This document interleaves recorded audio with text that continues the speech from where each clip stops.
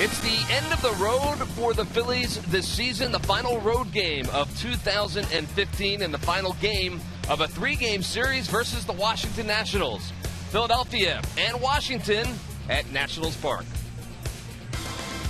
Take a look at the NL East standings as they stand on this Sunday afternoon. They will change, but what won't change is New York Mets up at the top. They clinched yesterday in Cincinnati. They are the NL East champions for 2015.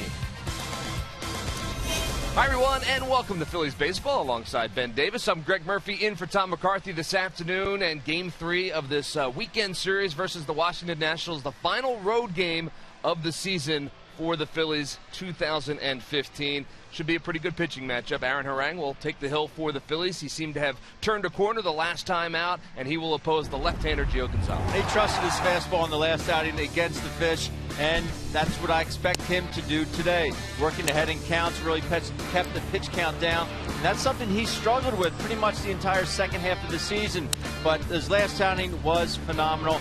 Fastball command was lights out, mixed in some off-speed pitches, and really didn't rely on any one pitch. He used them all and was very effective. Well, Gio Gonzalez pitched against the Phils in the middle of September, went 7 innings, allowed just 5 hits and 2 earned runs. He's always been good against the Phils. He was that day. Career 8-5 with a 2.99 ERA. He has had the Phillies number over the years, and I think a lot has to do with the fact that there's a lot of lefties in the lineup for the Phillies in years past. But Pete Mackanin really loaded this lineup today with a bunch of righties. Even put Eric Kratz in at first base, his first career start at first base in the big leagues. So they're going to have their work cut out for him. Gio Gonzalez is pretty good. Take a look at this graphic because this is really interesting. This is the starting pitching in the National League East this year. And you look at the records of the starting pitchers, and you look at how the teams finished, and they mirror one another, and that's really not a surprise. It's not a surprise at all. Good pitching, good defense. Obviously, it needs some offense somewhere along the way, but I look at the Mets as by far having the best starting rotation, I'm going to say in all of baseball. Wow. In all of baseball, that's how much I like it. Yes, out west, the Dodgers, you have you have Kershaw and Greinke, but you get past those two guys, what else do you have? Yeah. The Mets, 1 through 5, they're tough. Yeah, well, they certainly have been tough against the NL East this year, and that's why they are on top. Well, today, these two men will take the baseball. Aaron Harang getting his 28th start of the year against Gio Gonzalez making his 30th start, looking for win number 12 on the season. Lineups and first pitch when we come back. Phillies baseball is brought to you by Toyota. Where will Toyota take you? Visit buyatoyota.com today to find out. Toyota, let's go places. By Citizens Bank. One deposit checking. Keeping things simple is helping you bank better. By Xfinity, the official entertainment provider of the Philadelphia Phillies. And by Independence Blue Cross. Live fearless. Learn more at IBX.com.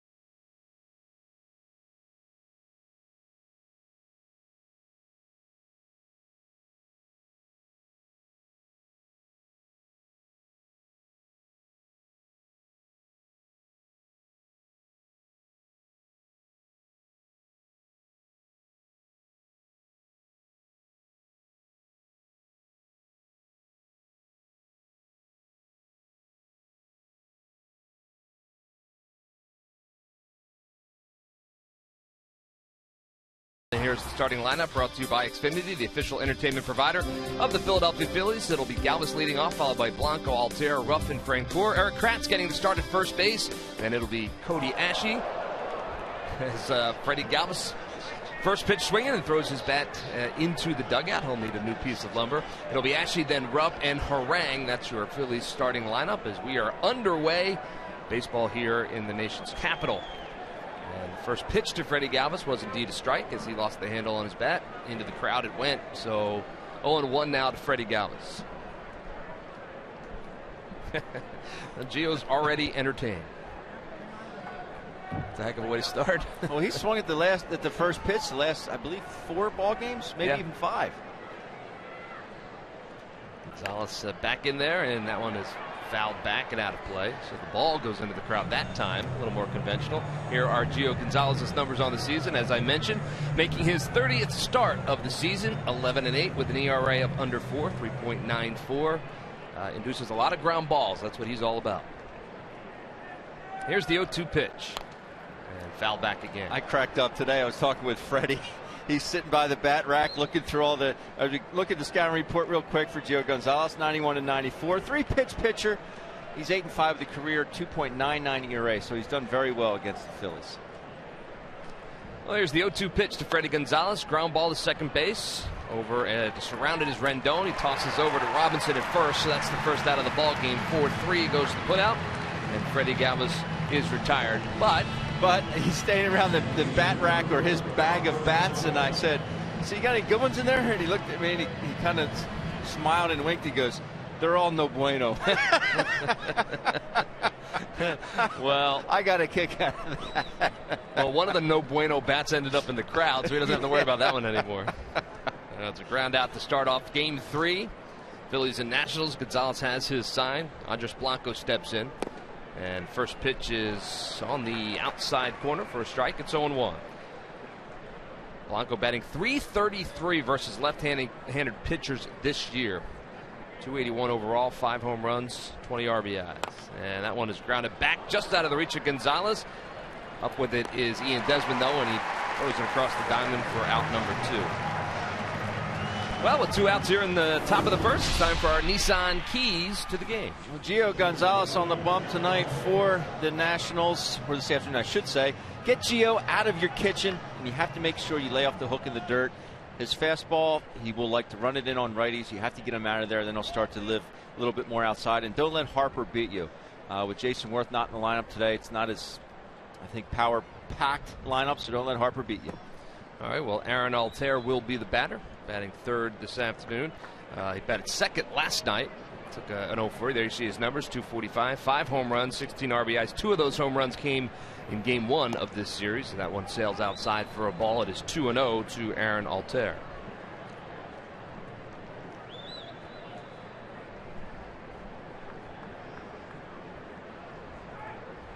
.2-0 pitch. He swings and misses. It's 2-1 now.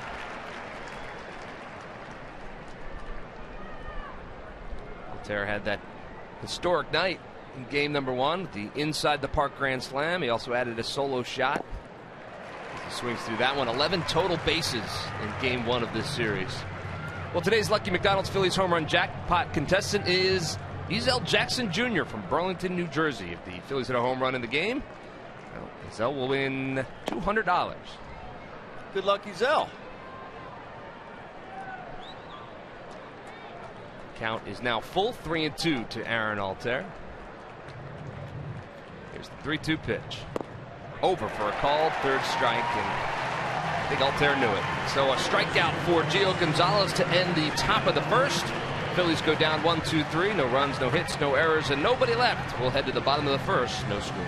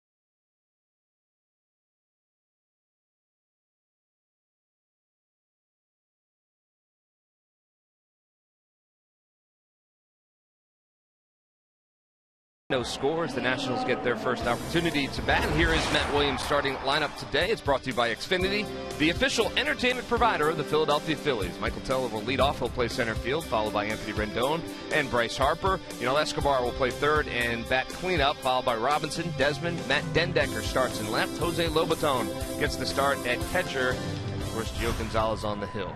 Aaron Harang has his side. And the first pitch for Aaron Harang is high and outside for a ball. It's 1-0. There you see Harang's numbers, making his 28th start of the season, 6-15, and that ERA just south of 5. Ben, as we talked about, coming off a pretty good outing his last time out. He was very good against those fish and got out a couple jams. As we look at the scouting report, he's been consistent. The scouting report, the fastball has been pretty much averaging about 90 miles an hour the entire season. 5-pitch pitcher. Breaking ball form last outing was very good as well. Career 4-7 with a 3.33 ERA against these Nats. The 2-1 pitch is a little bit outside, so it's 3-1 now to Michael Taylor, who's batting .233 on the season, 14 home runs, 62 RBIs for Taylor. Here's the 3-1 pitch, and that is a fly ball to right field. Francoeur heading over towards the line. He'll have room and make the catch for the first out of the afternoon. Well, during the 2015 season, Turkey Hill, the official ice cream of the Phillies, will contribute $100 for each Phillies victory and 5 cents for each carton of Phillies Grand Slam ice cream sold to support the Phillies youth baseball and softball programs. One out here in the bottom of the first. Anthony Rendon is the batter. Rendon batting .277, 5 home runs, 25 RBIs in a season that saw him on the disabled list for a good part of it. First pitch to Rendon is outside for a ball. I'm sorry, outside corner for a strike, so it's 0-1.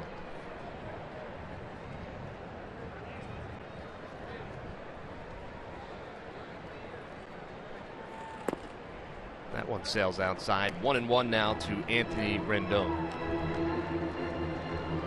Ben, I know you've talked about it. The fact that they did not have Anthony Rendon in this lineup for a good chunk of the season, probably part of the reason why they are where they are in terms of the standings. I think so. He really is a catalyst for this ball club at being at the top of the lineup. He does a good job of getting on base, but he's also got some thump. He's got some thump in his bat. You just can't look at him and say, well, he's just a leadoff guy or two-hole guy, slap hitter. No, he's got some thunder in there. Well, Aaron Harang falls behind Anthony Rendon, 3-1.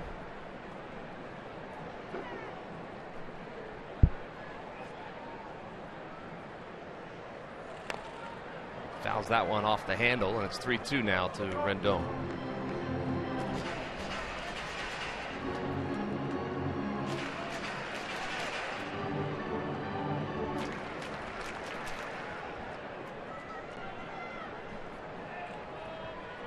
Here's the 3-2 pitch. Foul back. We talk about fastball command. The 3-1 pitch up and in is probably a ball that Rendon actually swung at to get him back to full count. That pitch, very good adjustment by Aaron. Down and away, dotted it. Rendon just trying to fight that ball off and live to see another pitch.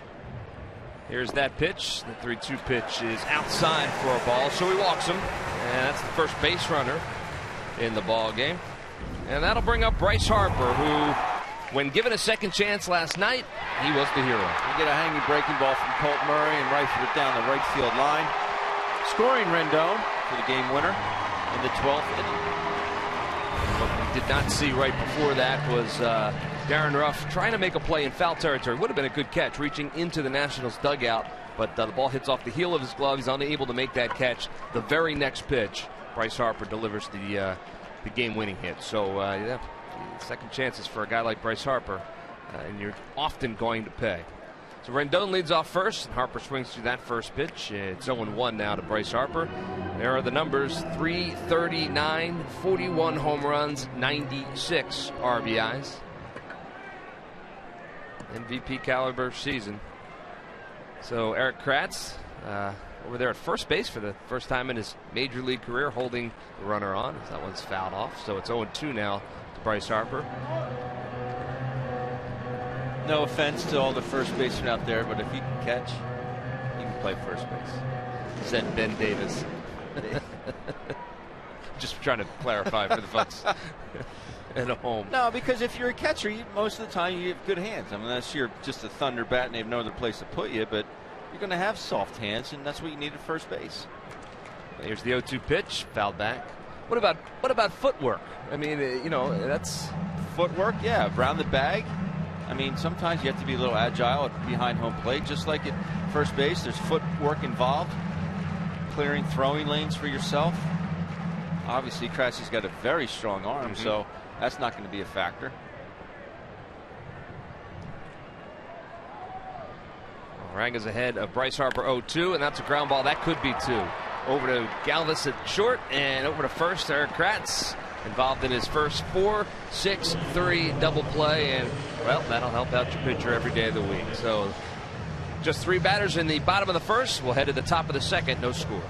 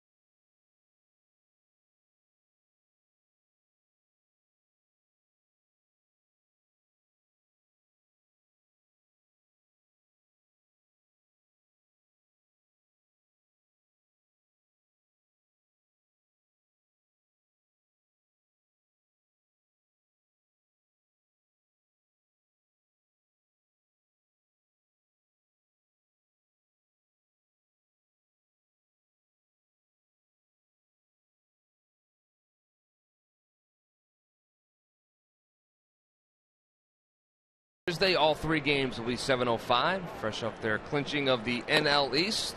They'll head to Philadelphia to finish up the regular season. You can order your tickets now at Phillies.com. Darren Ruff steps in, first to face Gio Gonzalez here in the top of the second.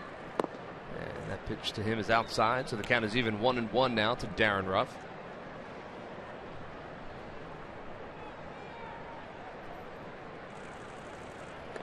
Outside for a ball, 2-1. As we talked about, Ruffy getting a chance to play a little bit more. But Ryan Howard still on the mend from that knee injury, playing against left-handers and right-handers at this point. 2-1 pitch, ground ball, second base. Up with it is Rendon and makes a strong throw over to first. So Ruff is retired. That's the first out here in the top of the second.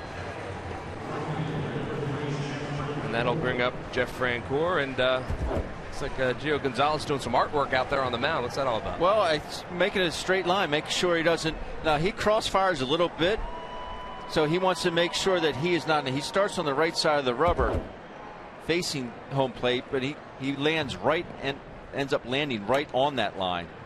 So he wants to make sure that he's not flying open. That can create some arm drag, and you're leaving balls up and away to righties. So if you notice, he will land on that mark every time. Every little bit helps. Just a little reminder. Jeff Francoeur lines that one into the gap in right center field. Harper on the run. He's not going to get there. It's off the wall, and Francoeur is going to cruise in with a double. 1-out double here in the top of the second. Fresh off his conversation with you, Ben Davis. Said he thought he was feeling pretty good today. Well, that's a good job of staying on the baseball. Frenchie maybe has a tendency to pull off every now and again. as a lot of hitters do, but stayed on that one. Really drove that ball very well out to right center. You see that front shoulder staying closed. Stays down on this baseball. Really stays down and through this baseball. He doesn't pull off it. And how he hit that ball that hard, that far, beyond me. Well, beyond me too. Well beyond me, for sure. That'll bring up Eric Kratz, your first baseman, as he swings through that one. I guarantee if I were to run down the field and ask Gio Gonzalez right now, would you want to throw that pitch there again? He'd say all day long. Yeah. It just did work out against Frenchie. Sometimes you got to tip your cap, right? So he's on second base, and Kratz with one out is in the box. It's 0-1 to Eric Kratz, and he swings and pops that one up. And off with the mask is Lobaton, but that'll go out of play. So it's 0-2 now to Eric Kratz. Cody Ashley waits on deck for the Phils. Runner in scoring position early in this one. Nice to see the Phils take advantage.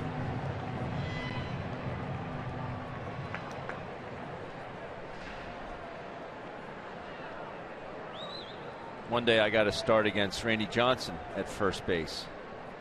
I think I went, probably 0 for 3 or 4 with probably at least three strikeouts. I went in after the game. I said, "Hey, Boach, thanks so much. I really appreciated that."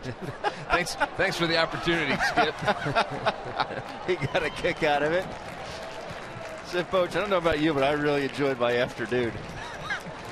Well, every day out on the major league field is a good one, right? That's right. Even the offers. As you see the umpires today, Bill Welke, Hirschbeck, Toon Payne, and James Hoy over there at third base.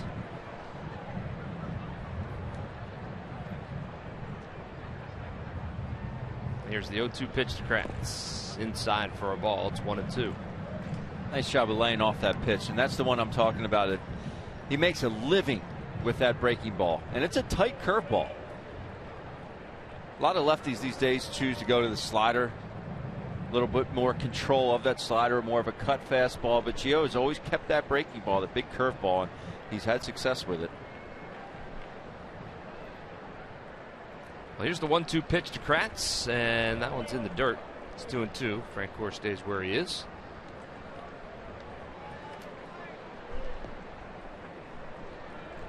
Gonzalez, as we talked about, gets a lot of ground balls with that breaking ball. Jeff Francoeur caught them napping.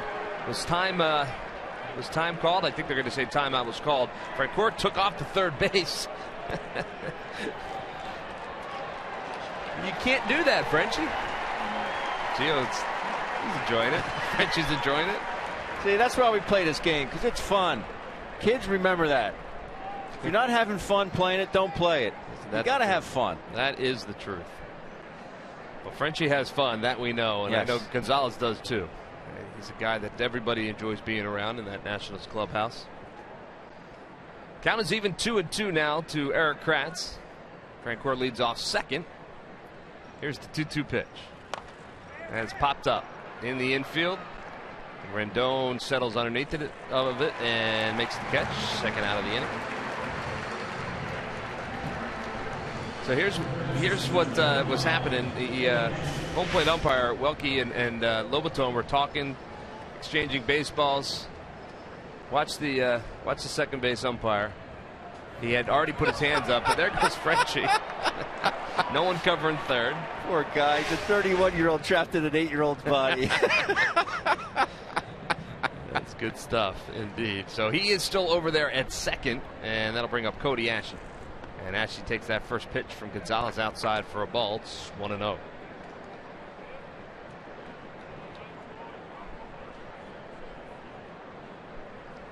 Ashley on the season, 248, 12 home runs, 35 RBIs. Hit a long home run here on Friday night. Ball 2-0 to Cody Ashley. Straightaway center field. I'm looking at the flags. It looks like the wind's blowing in a little bit. It feels like the wind's blowing in, but we're so high up it's hard to tell. Here's the 2-0 pitch on the outside corner for a strike. 2-1. See, that's a big league pitch right there. You get a 2-0 count. You're thinking, I'm going to get something I can drive here. He dots you down in a way. You're like, oh man.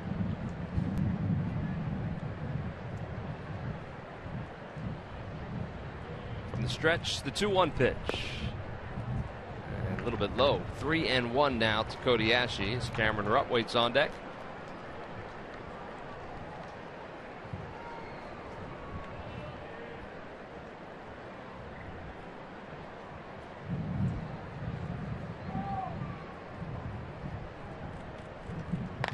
Line drive, right field. Going over for it is Harper, and he makes the catch. So he hit it hard to Cody Ashe, but Harper able to grab it. So just the one hit in the inning. No runs, one hit, no errors, one left. After 1.5, still no score.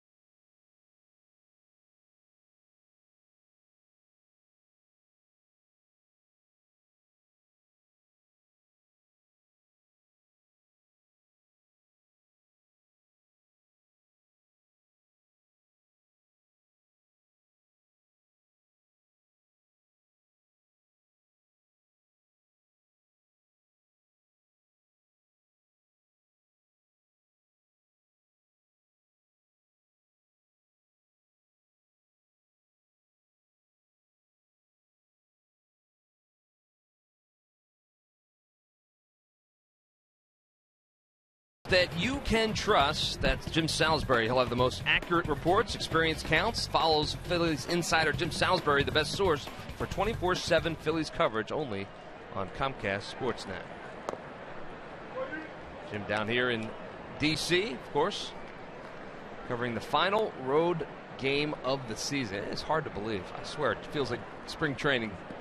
We just finished up there. It sure does. The season has gone quickly.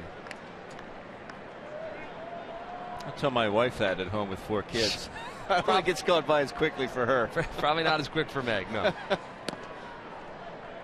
Pitch sails outside, so Yunel Escobar is ahead in the count 3-0 here to start off the second inning.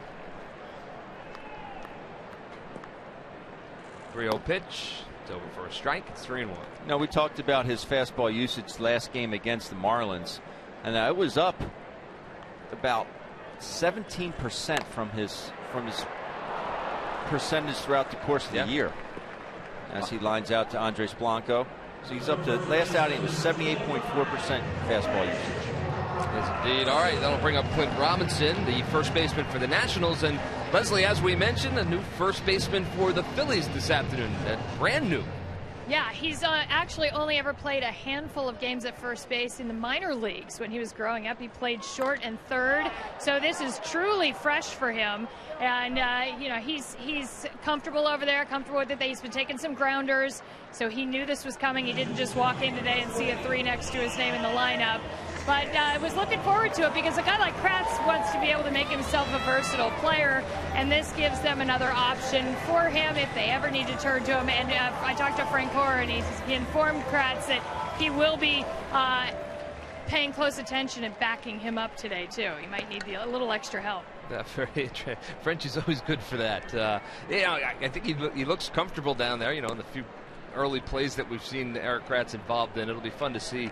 You know what they always say, Ben, if you're out there in a new position, that ball's going to find you. It will find you. And I would imagine it's going to find Eric Kratz today, but that big guy looks like he's up to the task.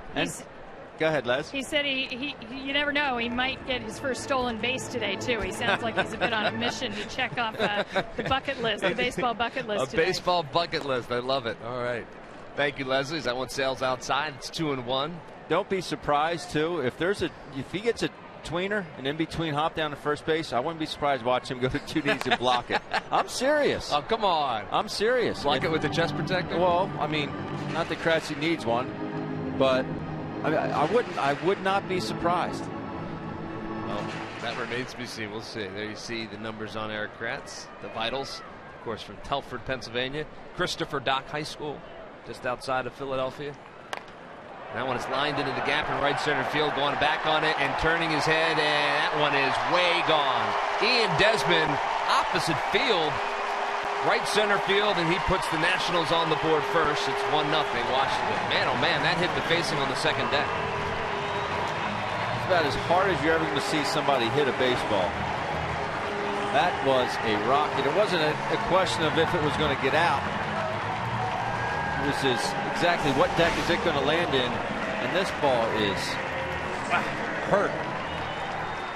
Opposite field. Frank Court turned and started running after it, and then just kind of slowed down into a jog. He knew that one was well out of here.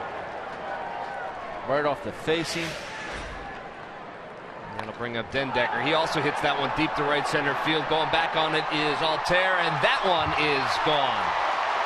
Back-to-back pitches and back-to-back home runs for the Washington Nationals. Each one monster shots. Desmond went a long way, but this one goes off the backdrop of the batter's eye. Off that cement facade in the back. That ball was equally touched. Take a look at how far this one goes. Aaron knew it right away. Altair jogging after it, but look at that. All the way 2/3 of the way up that wall out there in center field. Oof. So Jose Lobaton is the batter, and he pops that one up, and it's in shallow left field. Darren Ruff is over to make the catch, and that is the 3rd out of the inning. But after getting the first 2 outs in the inning, back-to-back home runs by Desmond and Dendecker gave the Nats a 2-0 lead.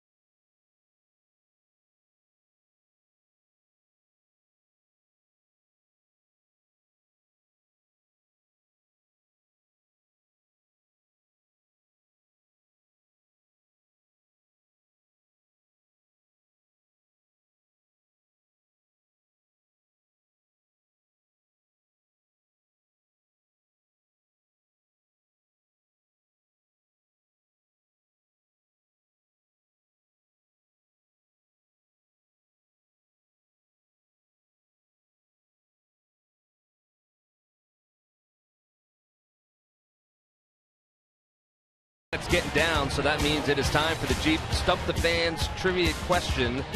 Log on to Phillies.com, go to the fans section for all the information, and please submit your answer on the subject line. Ben, the question is today, what Philly hit a home run on this date in 2008 in the division-clinching win over the Nationals? That answer will be revealed later in this game. 2008. You remember those guys, right? The 08 Phillies? I do. Okay. So you have a pretty good chance of getting this right. They win anything that year? Yeah, they did. They won a lot of things that year. won the hearts of Philadelphia for the next 50, that's for sure. He did. 1-0 pitch to Cameron Rupp, swing and a miss. It's 1-1. Early on, Gio's really mixing a few more change-ups, and I think the Phillies are used to seeing out of him.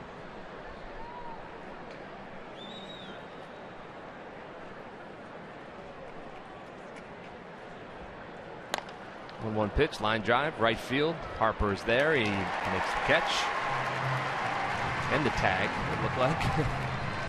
And that's the first out of the inning.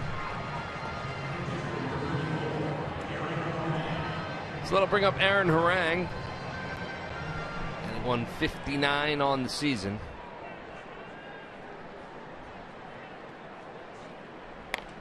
Ooh, shoots that one into the Nationals dugout. Everybody taking cover. Watch your lips. I don't think that was intentional, but the 0-1 pitch. That's a ground ball to shortstop. Desmond is up with it and fires across for the second out.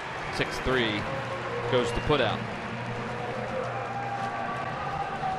Well, we're talking about it. It's the final season series. The Miami Marlins are in town on Friday, Saturday, and Sunday, October 2nd, 3rd, and 4th. And, of course, October 4th, Fan Appreciation Day. All fans getting a 2016 Phillies scheduled magnet and plenty of other surprises as well. Order your tickets for the final series of the year at Phillies.com. Top of the order, Freddie Galvis taking his time getting into the batter's box to give Aaron Harang a little bit of a breather. He heads back to the dugout. Freddie grounded out to second in his first at bat. And he takes the first pitch on the outside corner for a strike.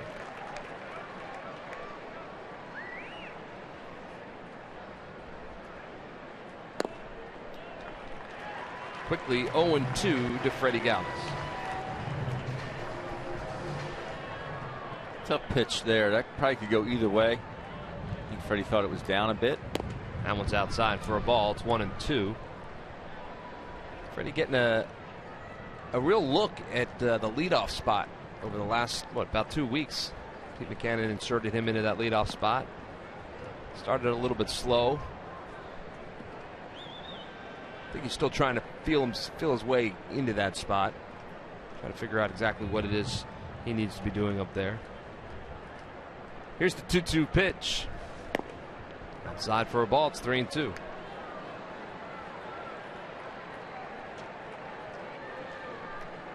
Being a switch hitter helps out, and that really, gives Pete a lot of options in the fact that he doesn't have to switch him out because he's a switch hitter. Well, he taps that one back to Gonzalez, and that would be the third out of the inning. So the Phils here in the third go down 1-2-3. No runs, no hits, no errors, and nobody left. We're headed to the bottom of the third, and the Phils trail it by 2.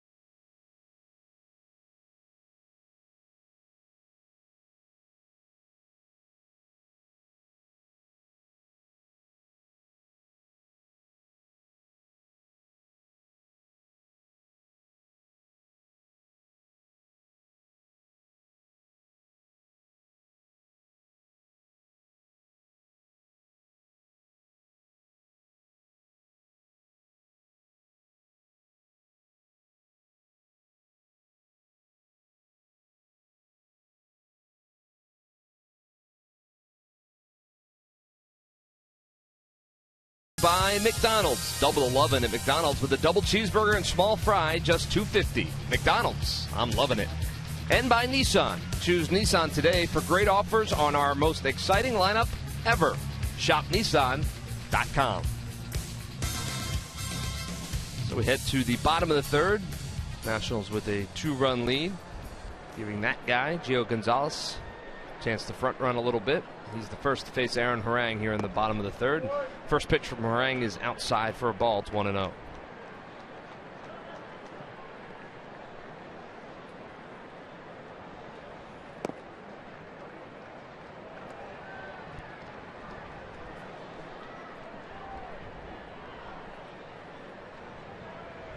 Harang from the windup. The 2-0 pitch is over for a strike. 2-1. It'll be Gonzalez, then the top of the order. Michael Taylor, Anthony Rendon. And he swings and hits a line drive to left field, down the left field line. Over to get it is Ruff. And Gonzalez is going to stop at second. Had that been anyone else running, I think we might have seen 2 out of that. But Gio is happy to stop down there and throw down the anchor at first base. And that's a base hit for Gio Gonzalez, and that'll bring up the top of the order Michael Taylor, who flew out to right field in his first at bat. Time now for you to tweet your strongest fan photo. You use the hashtag #PhillyPhotoDataStrongFan, and you just might see yourself at an upcoming broadcast. It's all brought to you by T-Mobile. So Gonzalez leads off first, and Michael Taylor swings and fouls that one back to the wall. It's 0-1 to Michael Taylor. I still think he would have made it to second base, Gio. Yeah, I think he would have too. I just don't think he. I don't think he trusted himself. I guess he figured it's not really what I'm paid to do. Exactly. Taylor swings in and out of the glove of Cameron Rupp.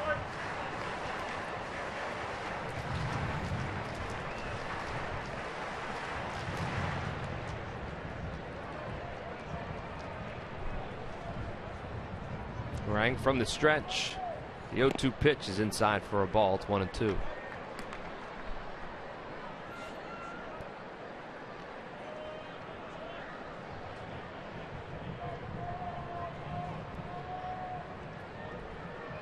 Kratz not holding on Gonzalez, and that one's over for a called third strike. So a strikeout for Aaron Harang in a pretty good spot. He gets Taylor looking. First strikeout of the afternoon for Harang, and that'll bring up Anthony Rendon. Not sure what Taylor was looking for there. I was just going to say the exact same thing, Murph. I had to recheck the count. I'm thinking he just stood there and watched that with 2 strikes. Well, Aaron Harang will take it. Nice job by him, and Rendon steps in. He walked in his first appearance. And he takes that one a little bit high and outside for a ball. It's 1-0.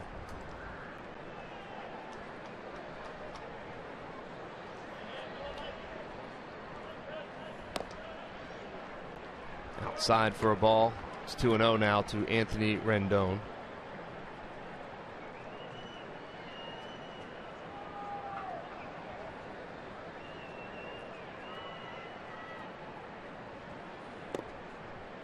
Taking all the way. That one's over for a strike. It's 2-1 now to Rendon.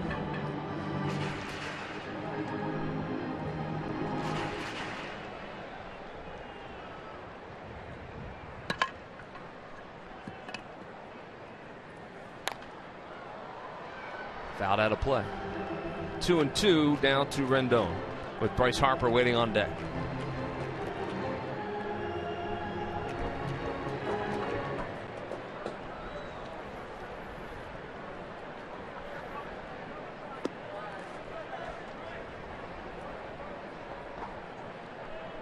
The 2-2 pitch on the inside corner, called third strike. Rendon doesn't agree with it. Did look like he caught the front edge of that plate though, and that's the second consecutive strikeout for Aaron Harang. Bryce Harper coming to the plate. And well, we talked about the MVP candidates. He's the guy that's kind of running away with it as you look at his numbers. But some other guys in the conversation: Arenado and Goldschmidt, of course, Zach Greinke out there in Los Angeles as well. But I think we're all in agreement that Bryce Harper probably wins that award. And Leslie, I know you spoke to one of his teammates who he's very close with, in Jason Worth. What were his thoughts on Bryce Harper and the MVP? Well, he went back a ways to remember when he came up and saying this was a young kid. He was brash. He didn't seem to want to really listen much to a lot of what people had to say. They had to reel him in, and not in a bad way. Not that he was reckless in any way, but just to try to teach him the ropes. And he didn't really care to listen much. But he said it was in total stark contrast. This spring training, he showed up day one, knew exactly what he wanted, how to get there, and suddenly it wasn't Bryce Harper and the team. He was one with the team. He was just another guy in that clubhouse. And remember, Jason Worth was around Ryan Howard and Jimmy Rollins, and so he knows what a guy has to do to become an MVP. And he said it reminded him of Jimmy, like Jimmy's the guy people always say he's the guy when the red light came on. He upped his game a little bit. But in reality, it's that the game comes to them. They don't have to go to the game. Everything seems to work for them in unison throughout the season. And he just said that the numbers speak for themselves. Well, they certainly do speak for themselves this season. And, we're not around Bryce Harper on a daily basis. We'll see him a handful of times each year. But he does appear to be a little bit of a different kind of player this season than he has been in the past, and as he gets a charge into this one, but Aaron Altair is going to have some room out there in center field, and he makes the catch for the final out of the inning. But maybe just a little bit of a change in the way you approach things makes all the difference for a guy with that kind of talent. It has certainly this year. He's impressing his teammates, he's impressing the National League, and that's lead it by 2.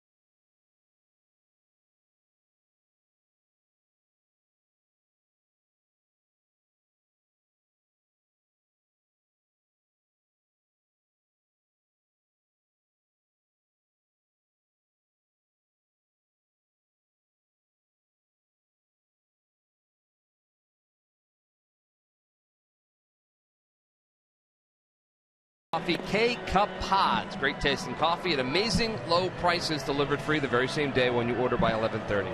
W.B. Mason knocks it out of the park. Who but W.B. Mason?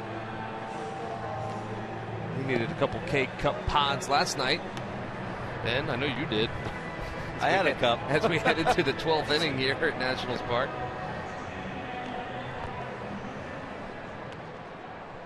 The sun has just broken through the clouds here. Yeah, before even the sun came out, I mentioned in the booth here, I said, it is the brightest non-sunny day of all time. Yeah, the sun wasn't even out. I'm squinting. I think it has something to do with the fact that we are so close to the sun up here. Or into the clouds. Yeah. We are so high up at Nationals Park. That one sails outside for a ball. It's 1-0. I think Larry Anderson had maybe the best line of all time a couple years back when we were here on a day that the Nationals had a flyover, and he said it's the only park where they have a fly under.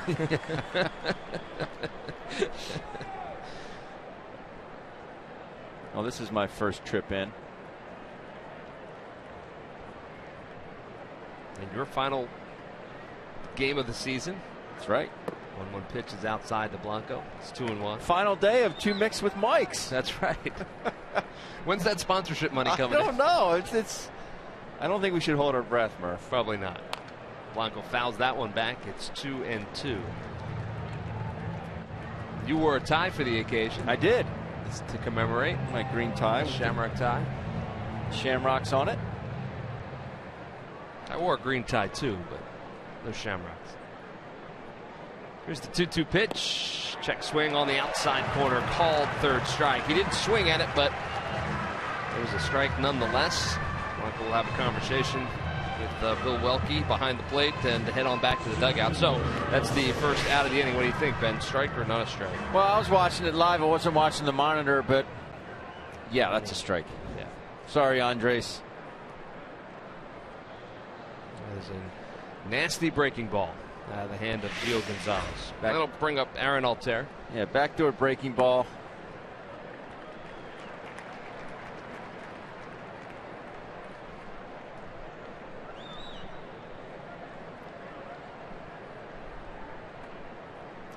Here's the 0-1 pitch to Altair, and that catches the outside corner. So it's 0-2 now to Altair.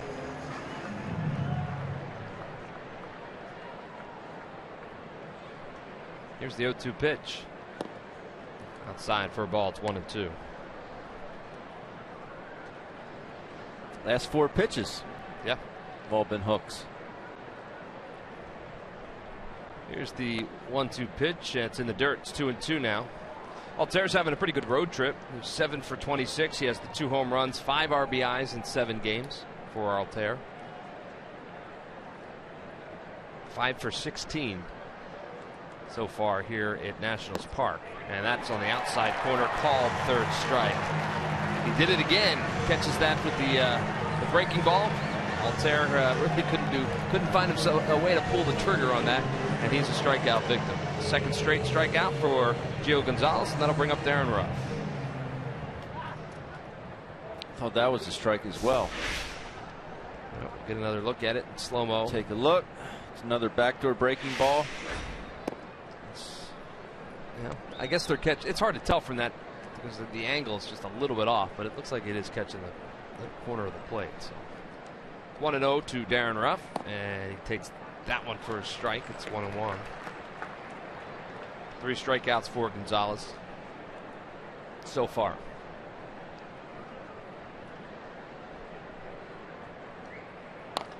That one is lined foul past Juan Samuel.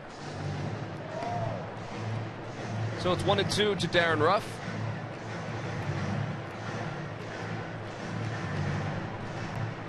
No runs, 1 hit, no errors for the Phils. 2 runs on 2 solo home runs for the Nats, 3 hits and no errors. That's where we stand.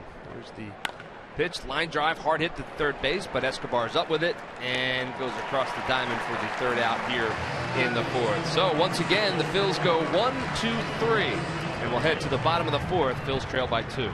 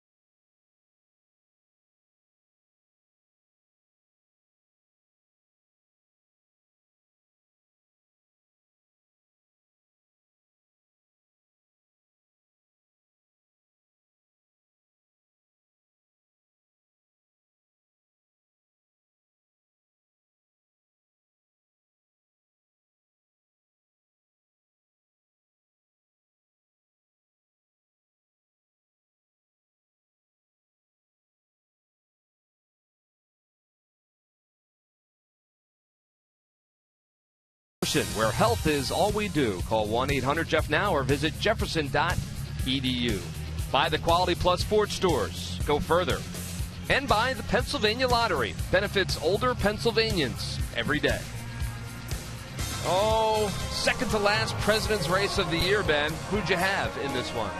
Got to go with Abe. Yeah, well, you know, Abe coming off injury, as we saw. Well, I'm happy to report, no matter who you had,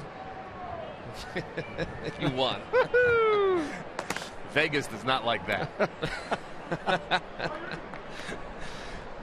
Congratulations to all 6 of our former presidents for that excellent race. Ground ball, shortstop. Freddie Galvis has it. Escobar exactly busting down the line, and he's the out. First out of the inning here in the bottom of the 4th.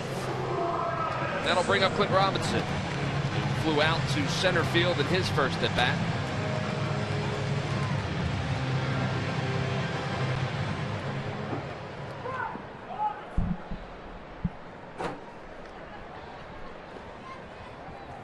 First pitch to Robinson's over for a strike. It's 0-1.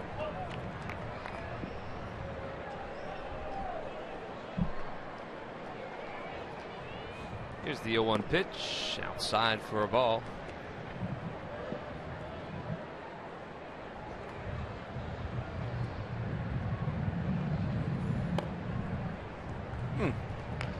Aaron wanted that one. Yeah. 2-1 though. Now to Clint Robinson.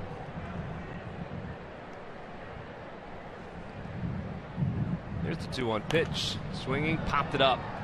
In foul territory, Cody Ashley giving chase over by the wall, reaches up and makes the catch. Nice play by Cody Ashley. Just enough room to pull that one in. And helping out Aaron Harang on that as well. Reaches about 1 row into the crowd to pull that back. So nice job. Best thing he did here was run to a spot. You run to your spot, you take a peek and see exactly where you are with regards to the tarp, to the fence, to the fans, where everybody is. But he did a good job of running to that exact spot. All you do is reach up with his glove. Nicely done. Kind of feeling his way over there. Yep. So that brings up Ian Desmond, who homered in his last at bat, and he just crushed one to right center field, and it went off the facade of the second deck. Harang is even with him, 1-1. Catches a piece, the outside corner, so it's 1-2. Desmond, of course, was the first of back-to-back home runs. He and Matt Dendecker. Home runs 22 and 23 allowed this season by Aaron Harang. That one is popped up off the plate. And that bounced so high off the plate, nobody had a chance. Desmond was almost down at first base before it landed. I think there's cement underneath home plate because Clint Robinson hit one exactly like that the first night, and it bounced way high off the plate. This one even higher. Yeah, even if anybody fields this, I mean, look how high this thing is. Like a super ball. That really was. That's unbelievable. They hosed down this infield pretty good before the game, but not so much around home plate. Well, that hit right on top of the plate. Yeah. Can't hose the plate down. Well, you could. Probably not too much effect. So Desmond is a 2-out base runner, and Dendecker is up. He again homered his last at bat. Swings and fouls that one back. It's 0-1. Great feeling as a hitter, though. You hit that ball knowing it's over Harang's head, and you know you have a hit. Yeah. Desmond leads off first. The 0-1 pitch inside for a ball. It's 1-1.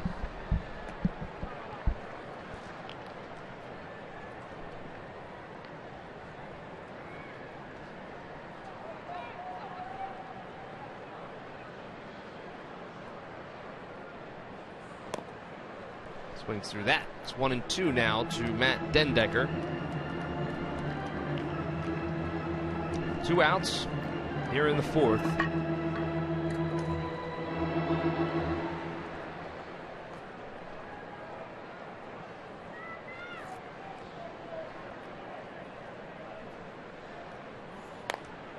That's a line drive to right field, but that's hooking foul. So we'll do it again. Still 1-2 to Matt Dendecker. Gives us a chance to look at our cold hard fact, brought to you by Frost Brewed Coors Light. The Phillies starters have posted a 1.59 ERA in 8 games on this road trip. They've allowed 2 earned or fewer in each start. It's the longest streak, or ties the longest streak, since May 13th through the 20th. That's a good sign, and a lot of those starts, well, obviously a lot of those starts are some of those young arms that the Phils have started to add into the rotation late in the season. Guys like Jared Eichhoff, who pitched so well here the other night, Aaron Nola, Alec Asher, who pitched well the other night. So good to see as the Phils have a firm eye on the future at this point.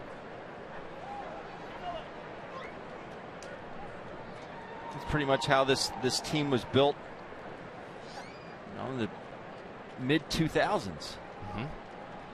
You get a big core of guys come up together. You can really grow as a unit, and you saw the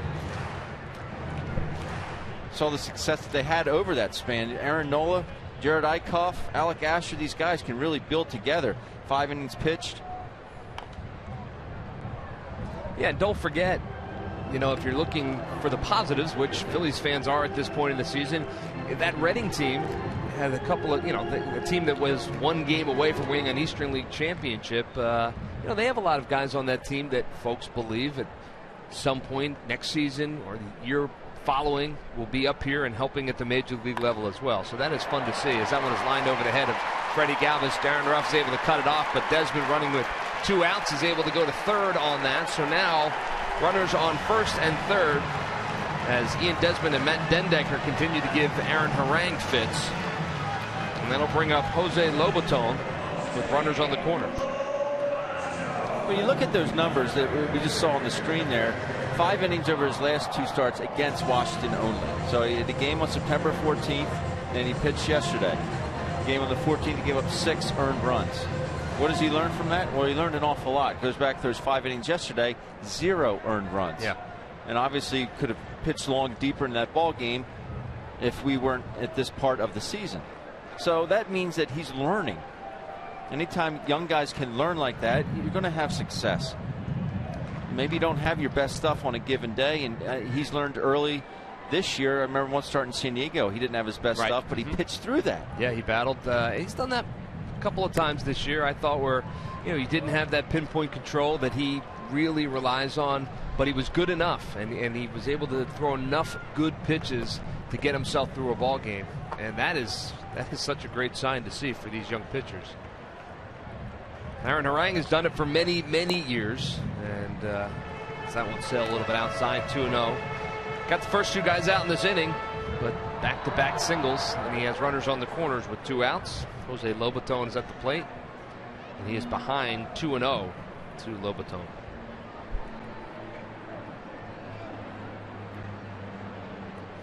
Pitch. Ground ball.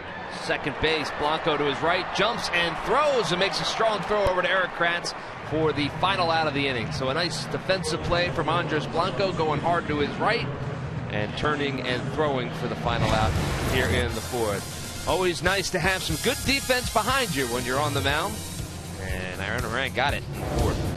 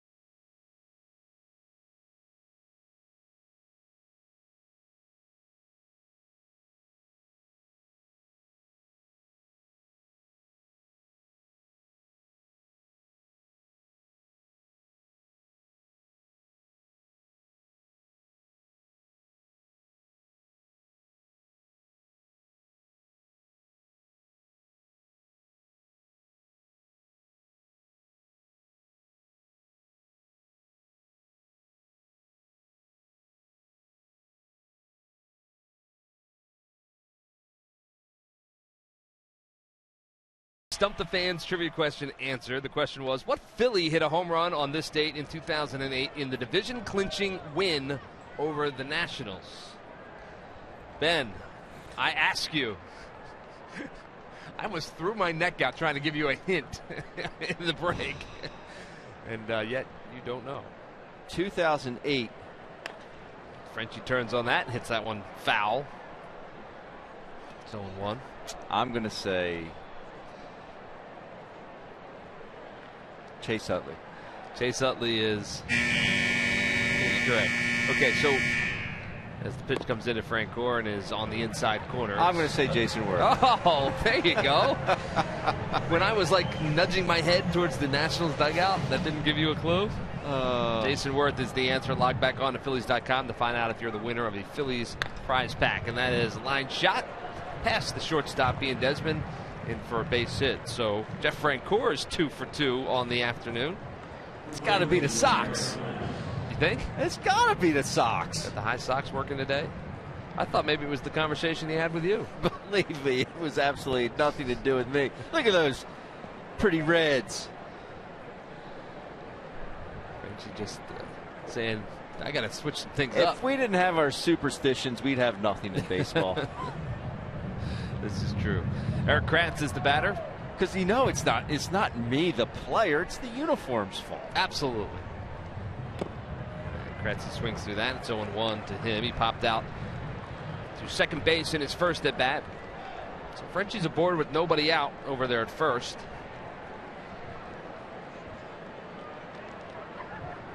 So my hint wasn't good enough for you. No. You named every person on the 08 team except for Jason Worth. I did. It's the 0-1 pitch inside for a ball.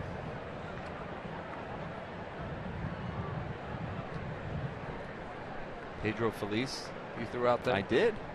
Fifi.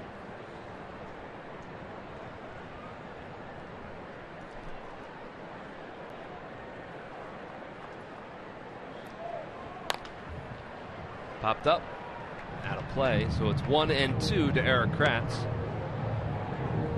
Cody Ashley waiting on deck.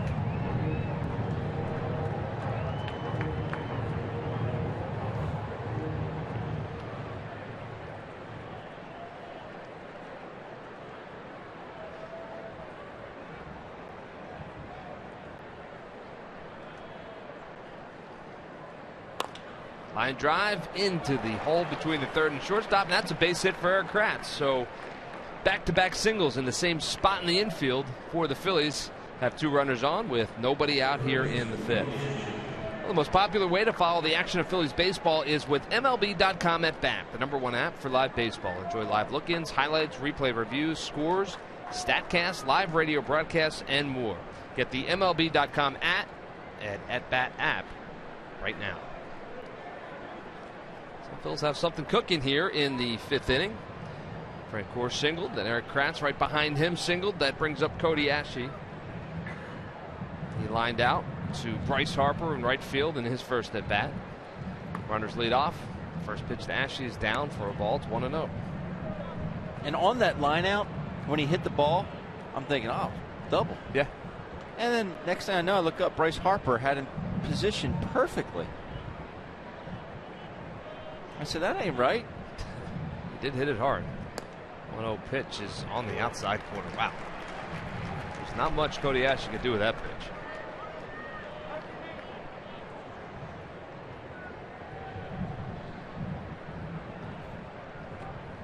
There you see Bryce Harper. 1-1 pitch outside and low for a ball. It's 2-1. Nice play there by Lobatone. Well, the Mets clinched the division yesterday in Cincinnati, but they're not letting up a little bit. 7 runs through 5 innings on 10 hits against Cincinnati. Herrera 2 for 2 with a home run. Guess you want to keep the foot on the gas, keep playing good baseball as you head into the postseason. Why not? Outside to Ashley. It's 3-1 now. So he's going to get a pitch to hit. Well, you would think. Cameron Rupp, the right-hander, waits on deck. It's a big pitch for Gio Gonzalez. Here's the 3-1 pitch. Swung on, fly ball, right center field. On the run is Michael Taylor at the edge of the track. He makes the catch. Tagging and moving up to third is Jeff Francoeur. So some good base running by Francoeur. A productive out for Cody Ashley. Gave it a ride, but Taylor is able to pull it in. So now runners on the corners with 1 out, and that'll bring up Cameron Rupp. Yeah, just a hair away was Cody Ashley from putting the good guys up by a run, making it 3-2. Just got under it. Just a smidgen. I do like the fact that he got a good pitch, didn't try and do too much. You know, he just hit the bottom of it. Sometimes it happens. So Rupp steps in. He lined out to right field in his first at bat as well. Runners on the corners. Takes that first pitch outside for a ball. 1-0.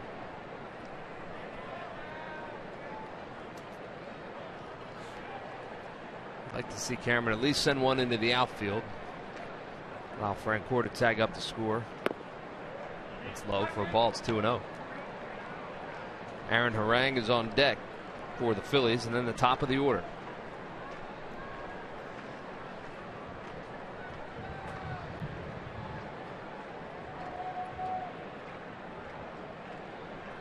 Two-0 pitch. Over for a strike.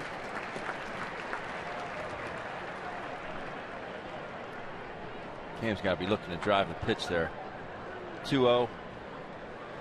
I know the pitcher's on deck and all, but got to be a little bit more aggressive, I think, in that situation. That one sails inside, so it's 3-1 now to Cameron Rupp. So again, he should get a good pitch to hit, despite Harang being, I know he's not going to want to groove one with the pitcher on deck, but runners lead off the corners. Here's the 3-1 pitch. Ground ball, second base. That could be 2. Flip to Desmond for 1. Over to first. Double play. 4-6-3 will end any threat for the Phillies here in the 5th inning. It's the second double play they've rolled into this afternoon, and we head to the bottom of the 5th. They're up by 2. Nats.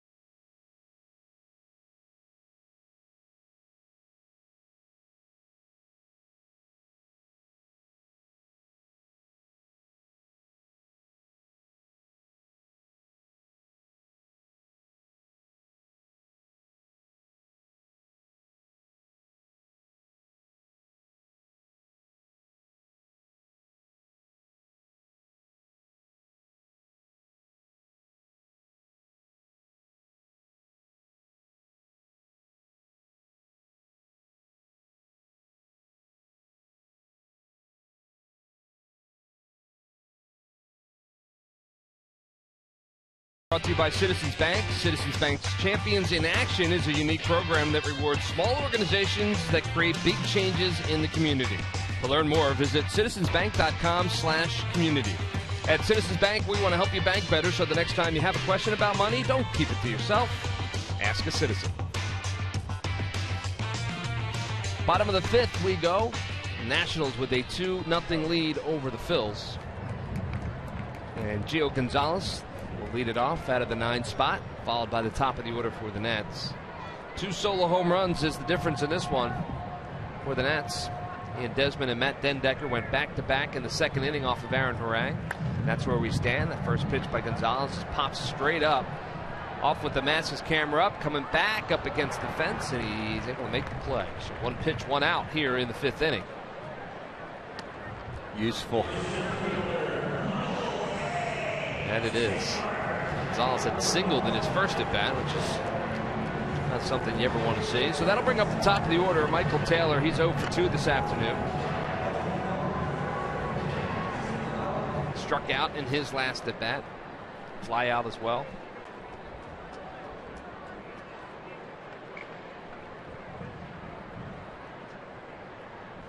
First pitch to Taylor's outside for a ball. It's 1-0.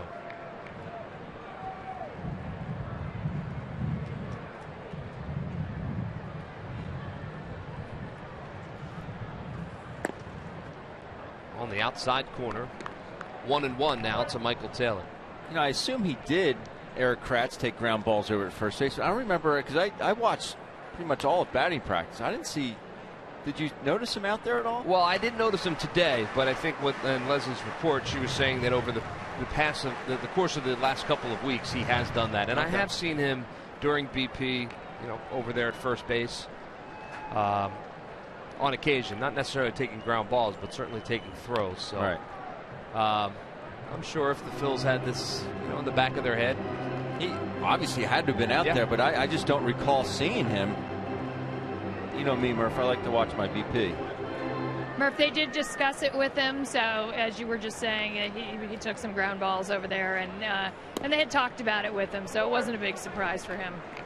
I think it's great. And, Leslie, you pointed out, for a guy like Eric Kratz, who, isn't a guaranteed roster spot going into next season, in Philadelphia or, in the major leagues. Nice play by Cody Ashley, bare hands, and throws out Michael Taylor.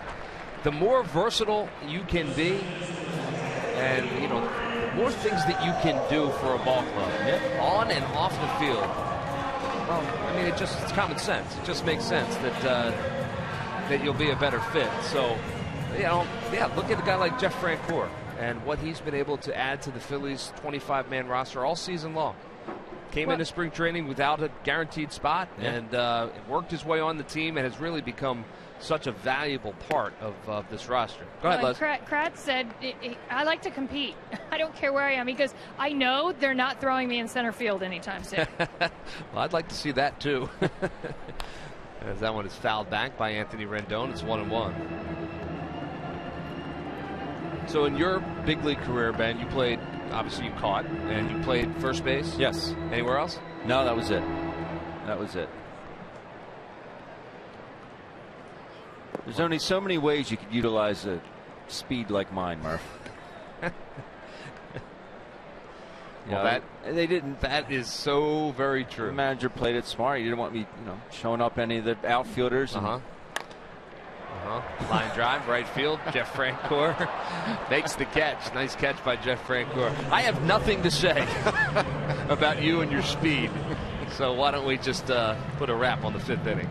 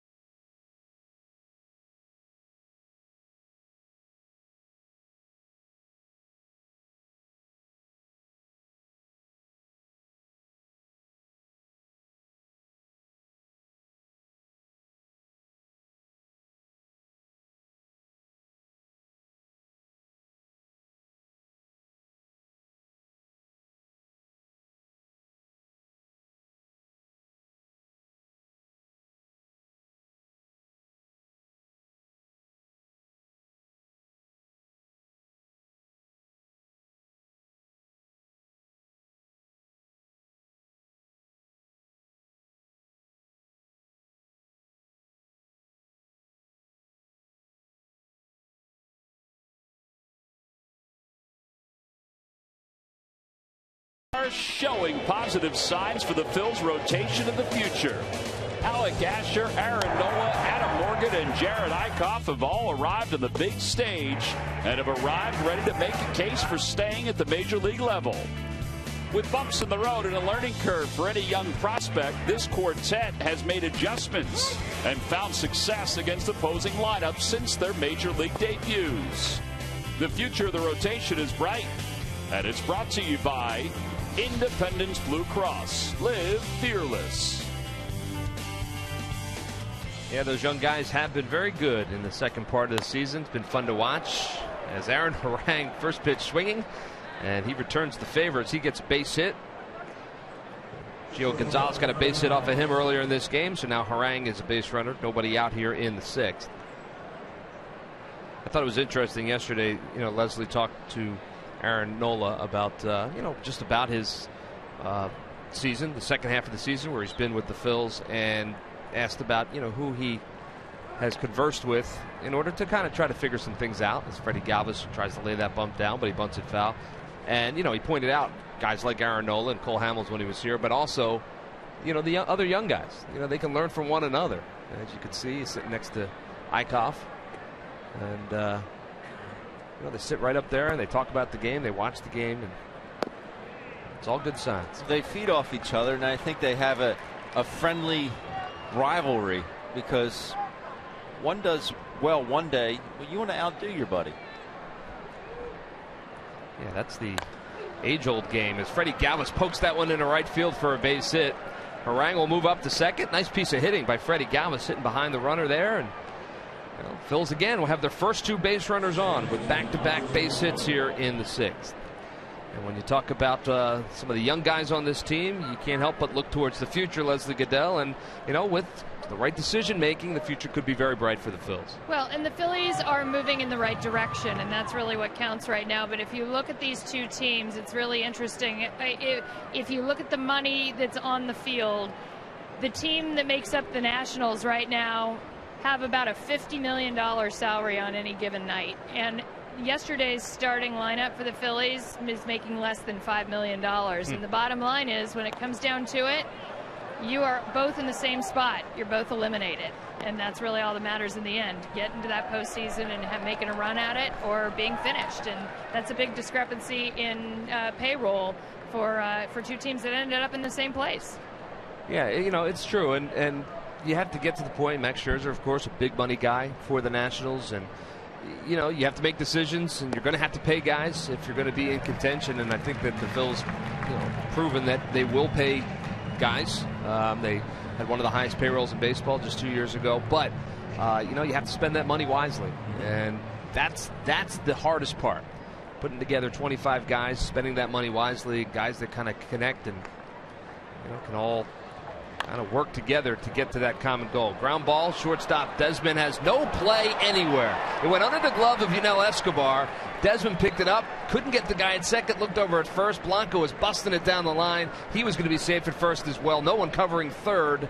So everybody's safe all the way around, and the Phils have the bases loaded with nobody out. That couldn't have worked out any better. And they'll score that a hit for Andres Blanco. Take another look.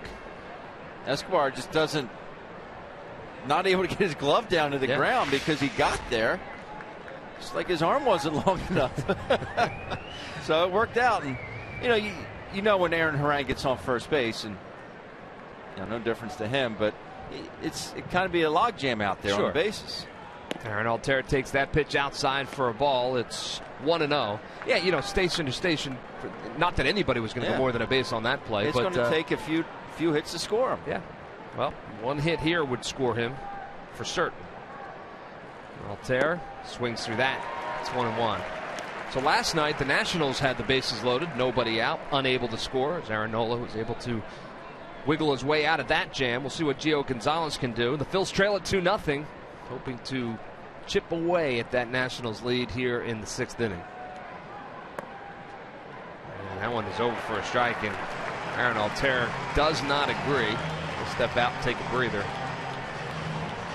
Altherr has struck out twice today, last time looking. So it's been a frustrating day for him so far, but that can all go by the wayside for the base hit here. Here's the 1-2 pitch. That's outside for a ball. It's 2-2. I think Bill Welke took a liking to Aaron Altair disagreeing with that pitch. It's okay. Here's the 2-2 pitch. That one's outside as well. It's 3-2 now, full count. No place to put them. Bases are loaded, nobody out here in the 6th. Aaron Harang at 3rd, Freddie Galvis at 2nd. Andres Blanco is at 1st. Here's the 3-2 pitch. And it is inside and low for a ball, so he walked him and a run will score. Aaron Altair battles back in that count. Harang will come around to score. And the Phillies cut the lead in half. Really, after he gets back to that count with that changeup that Aaron Altair really didn't like, Gio Gonzalez really not even close with the next couple of pitches and decides to throw a 3-2 changeup. Yeah, that is a tough spot for the first walk of the day for Gio Gonzalez as he walks in the Phil's first run. And hey, still bases loaded, nobody out, and your 4-hole hitter steps to the plate in Darren Ruff. Well, Darren got an elevated changeup his last at bat. Hit a ball hard to third base, but it's definitely a pitch that he would like to have back. He can do a lot more damage with. So now we're going to have a conversation at the mound, and I would be sure to think that part of that conversation is going to be, hey, this guy is hitting .378 versus left-handed pitchers this season with a .663 slugging percentage. You're going to have to be careful with Darren Ruff because he could bust this one wide open. He definitely can. Gio upset with himself after walking Altair, having him on the ropes, and then up walking Aaron. Good at bat by Aaron. Yeah. Didn't let that call that he disagreed with affect him at all. So we'll see what Darren Ruff can do as Rafael Martin is warming up in the Nationals bullpen right now. You see his numbers with bases loaded as well. This is exactly the spot that Darren Ruff wants to be in. Bases loaded, nobody out. First pitch is outside and low for a ball. It's 1-0.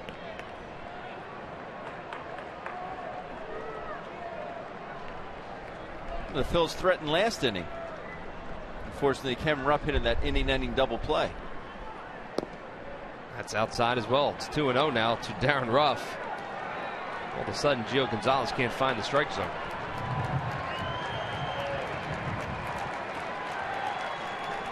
I think you're hearing some of the Phillies fans who've made their way down to Washington. Here's the 2-0 pitch. That one's inside and low for a ball. It is 3-0 to Darren Ruff. All right, Coach. Good discipline by Darren Ruff. Oh, he's got the green light. Okay. 3-0 pitch. Over for a strike. It's 3-1. Little Bronx cheer down in D.C.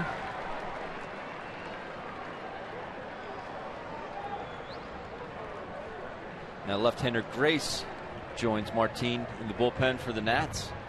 3-1 pitch. And that is low, ball 4. Another run is walked in, back-to-back walks. And the Phils have tied this one up.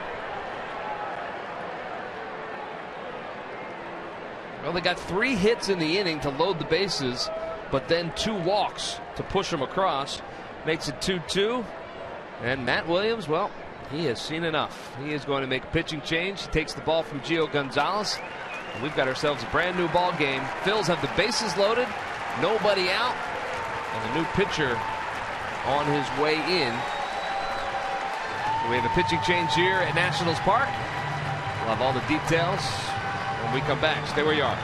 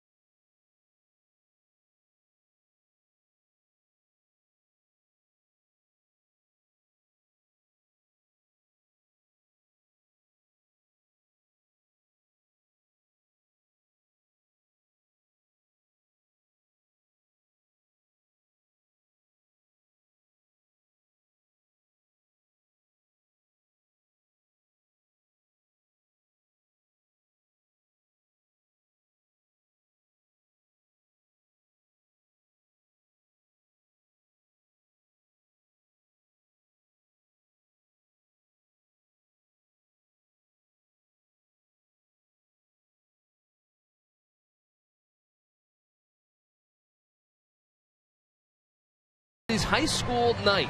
High school students can find out what it's like to work for a Major League Baseball team. Some of the highlights will include a question and answer session with Phillies marketing, communication, community outreach, broadcasting, and baseball development execs, and a special welcome as well from the interim general manager, Scott Profrak. Now, space is limited, 200 folks, so register online right now, phillies.com/high school. I'm wondering, Murph, is there a guest featured speaker? I will be there as well. Yes, thanks for asking.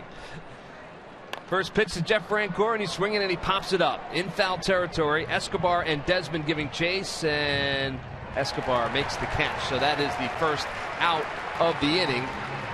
Jeff Francoeur had been 2 for 2, but he pops up there with the bases loaded. So 1 out, the bases remain loaded. Rafael Martin is the new pitcher for the Nats. He comes in and throws 1 pitch and gets it out. And that's what Matt Williams was looking for. They're all Gio Gonzalez runners out there, so I'm sure he's wishing that Martin comes in and saves his tail. Jeff Francoeur not too excited about that, AB. No. Here you see Martin's numbers, making his 12th appearance. Lots of strikeouts for Martin. He's a strikeout guy. And Eric Kratz fouls that first one straight back. Kratz is 1 for 2 on the day. He singled and popped out. Phils have tied it up in the inning. 2 singles to left field and an infield single loaded the bases, and back-to-back walks. Tied it up here at 2. That one's outside for a ball. It's 1-1.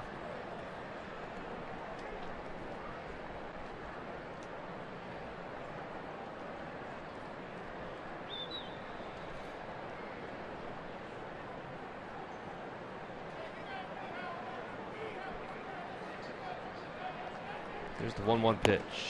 Swing and a miss. 1-2 now to Eric Kratz. Cody Ashley waits on deck.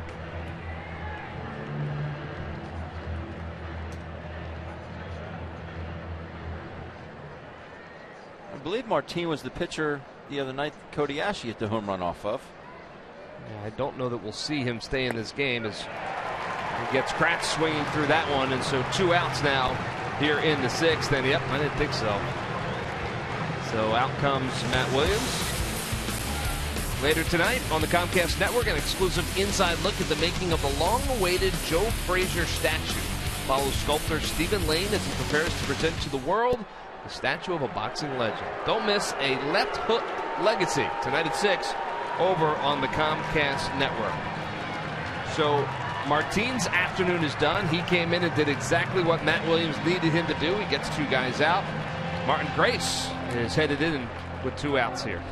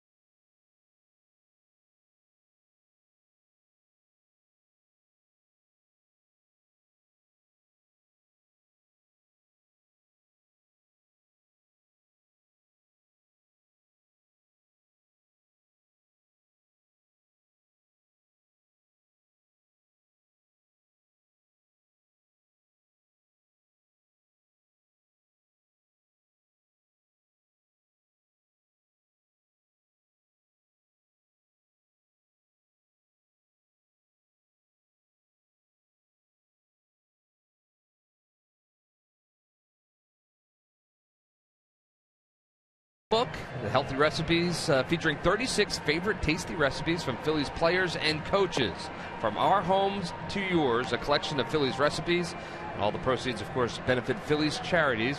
On sale now, $19.99 at the Majestic Clubhouse store, or you can call 877-GO-PHILS or go online, Phillies.com. 3 different ways to buy it.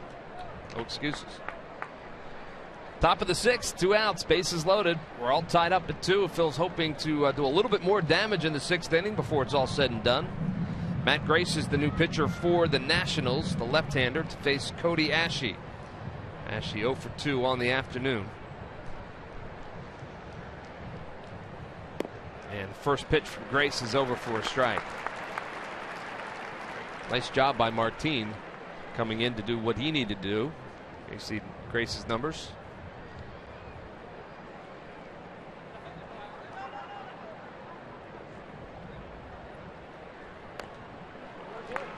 Quickly ahead of Cody Ashe, 0-2.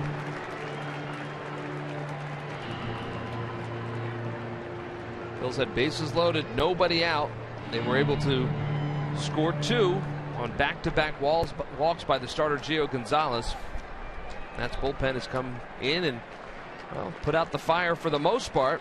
Let's see if Cody Ashe can't spark it again. The 0-2 pitch, his bat is just splintered, a dozen pieces, and well, Grace makes the play. 1-3 goes the put out, and that will end the threat. But not before the Phils were able to tie this game with 2. A couple of hits and 2 runs scored. We're headed to the bottom of the 6th.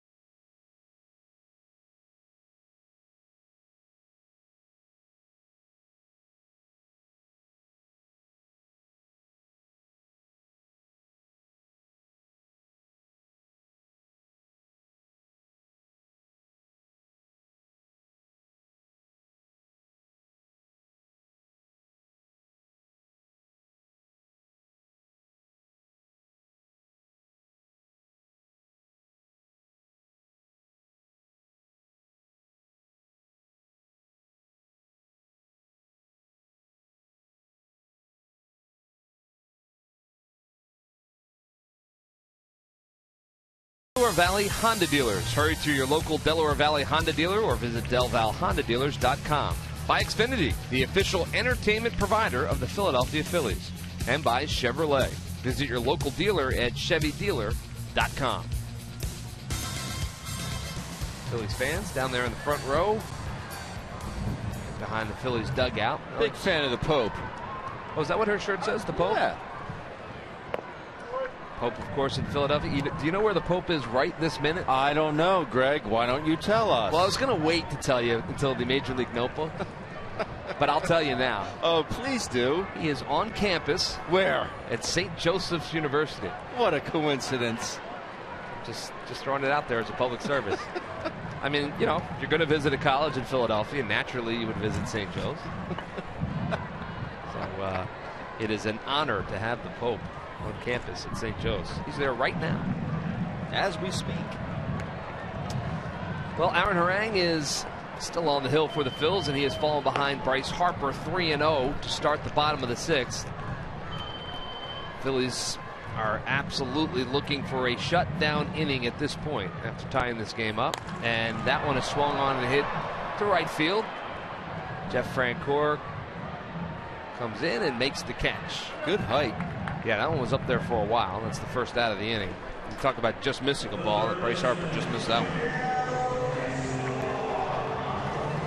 So Yunel Escobar is the batter. Be a home run in the silo. As Matt Stairs likes to say, a home run straight up the elevator shaft. That's it.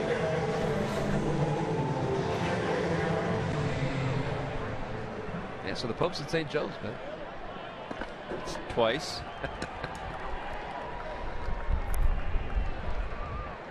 So Harang toes the rubber against Yunel Escobar, and that pitch is a little bit low and outside for a ball, so it's 1-0 to Yunel Escobar.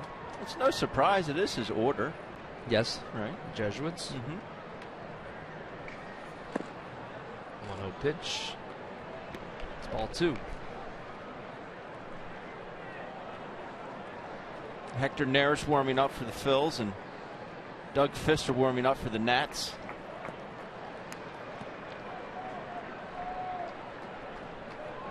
Harang falls behind 3-0 again for the second straight batter. He's able to battle back with Harper. Here's the 3-0 pitch to Escobar, and that one is over for a strike, so it's 3-1.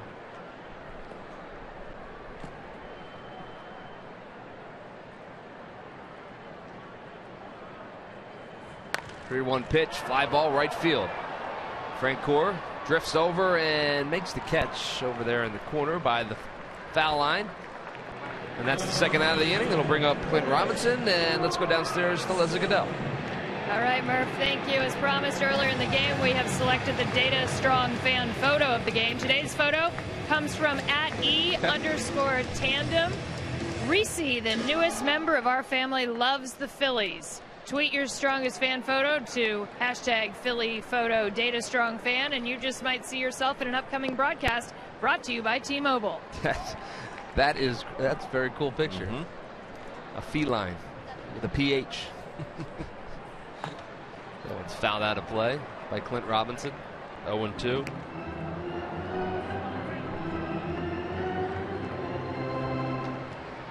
Well, a family that watches the Phillies together. You know how that goes. That's right. That one's off the hands and popped into shallow right field. Andres Blanco gathers himself and makes the catch. Third out of the inning. So it is indeed a shutdown inning for Aaron Harang. 1, 2, 3 go the Nationals. We will head to the 7th, all tied up at 2.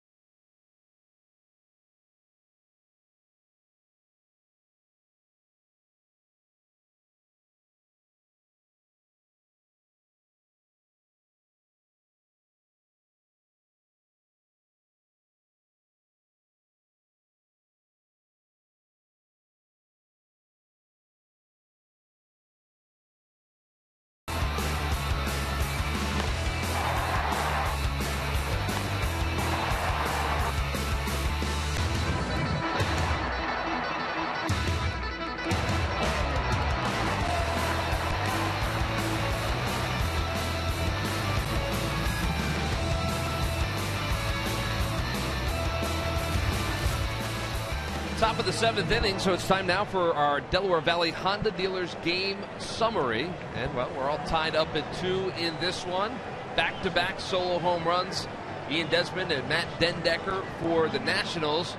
Jeff Francoeur having a nice afternoon, 2 for 3 with the double and the single. And there you see Aaron Harang's numbers as well. Doing a nice job with the exception of those 2 home runs. Has been able to shut down the Nats for the most part. So we're locked up at 2 with 3 innings to play. We start the top of the 7th inning. And first to face Doug Fister, the new pitcher for the Nats, is camera up. Denmark Gomez begins to warm up for the Phillies. There you see Rupp's day so far, 0 for 2. Allen sails outside for a ball. It's 1-1. With Naris getting hot, now Gomez getting hot, I expected a pinch hitter, but Aaron Harang's on deck. Yeah, it was off the hands and bobbled by Desmond, but gathers himself and throws across the diamond to get the out of Cameron Rupp. So 6-3 goes to put out for the first out here in the top of the 7th. That's the first time that Desmond's been retired this afternoon. And it'll bring up Matt Dendecker. Here you see the numbers from Doug Fister. You know, pretty good this year out of the bullpen for the Nationals. But you stop and think about what he was able to do a year ago in the starting rotation.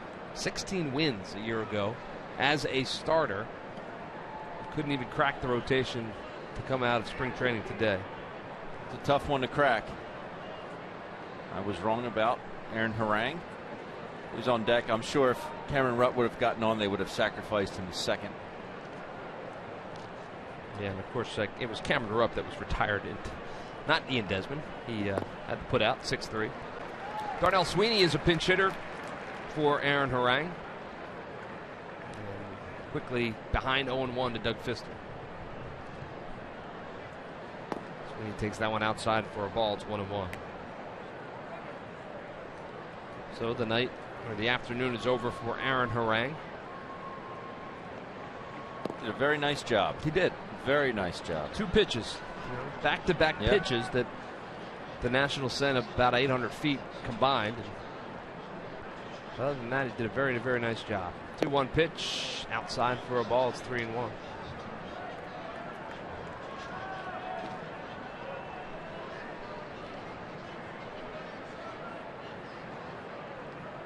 I believe he'll make the start on Thursday. Is that what I read? They just sent that out. I haven't actually gone through it yet, but that would make a lot of sense. So it's 3-2 now to Darnell Sweeney with 1 out in the 7th.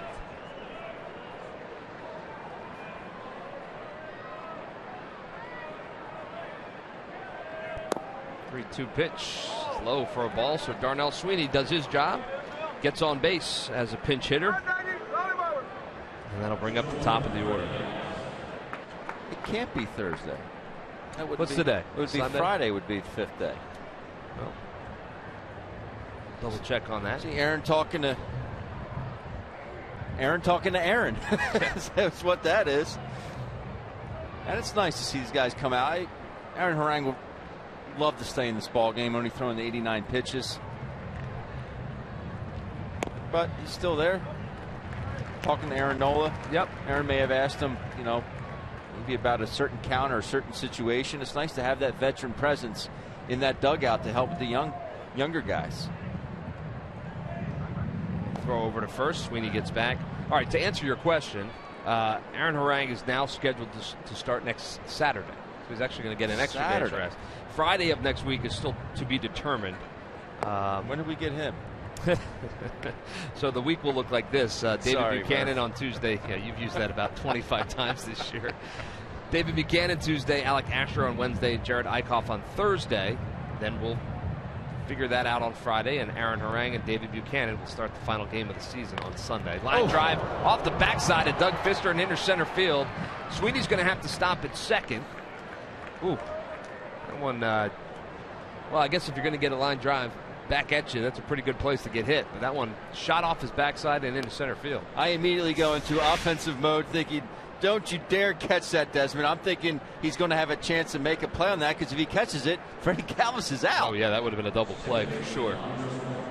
There you see, just a little right above the belt. A little love tap. Well, Freddie, good job not trying to pull that pitch. He pulls that pitch, that's a 4.63 all day long. It's a nice job of staying back and driving up the middle.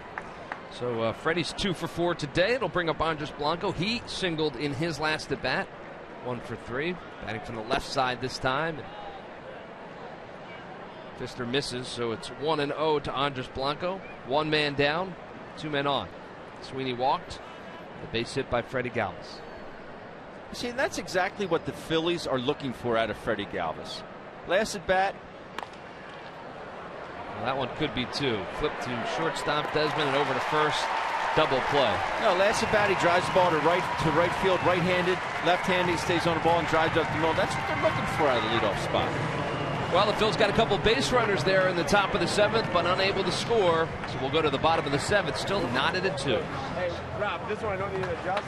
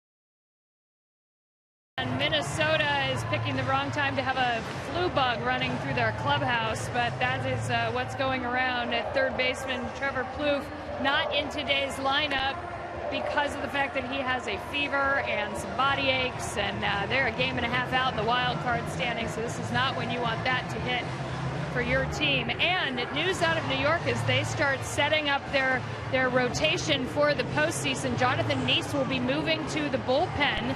He has a 6.69 ERA in his last 7 starts, so that's going to be effective immediately.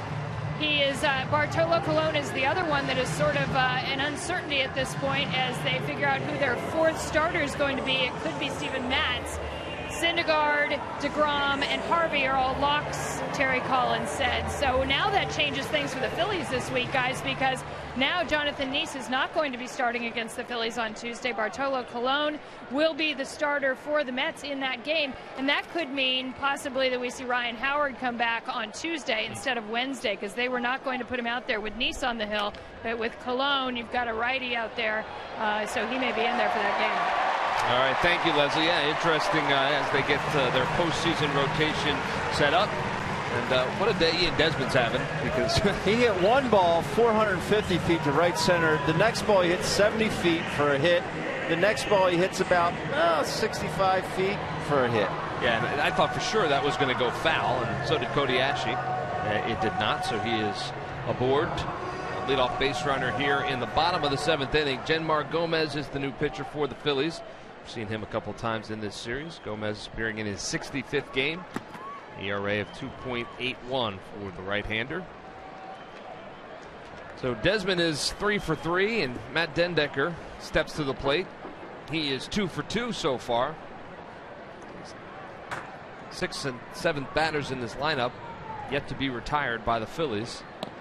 Dendecker takes that one over for a strike. It's 0-1. That's some clean living for Ian Desmond. As you see Jansen getting loose. Casey Jansen, right-hander in the Nats bullpen.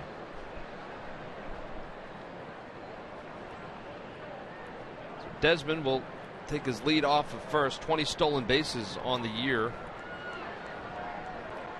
he hustles back. Throw over. Nice play by Kratzy, first baseman. Agile. Check that 12 stolen bases for Ian Desmond. Well, every time the Phillies retire the opposing team 1-2-3, Comcast will make a contribution to Phillies charities. Phillies baseball brought to you by Xfinity, the official entertainment provider of the Philadelphia Phillies. That happened twice today. Aaron Harang able to put them down 1-2-3. Line foul. Leslie talks about the Minnesota Twins, and that is a shame that happens, but it is. They are, in my opinion, they definitely are the Cinderella story of Major League Baseball. They're just one game back of the wild card right now.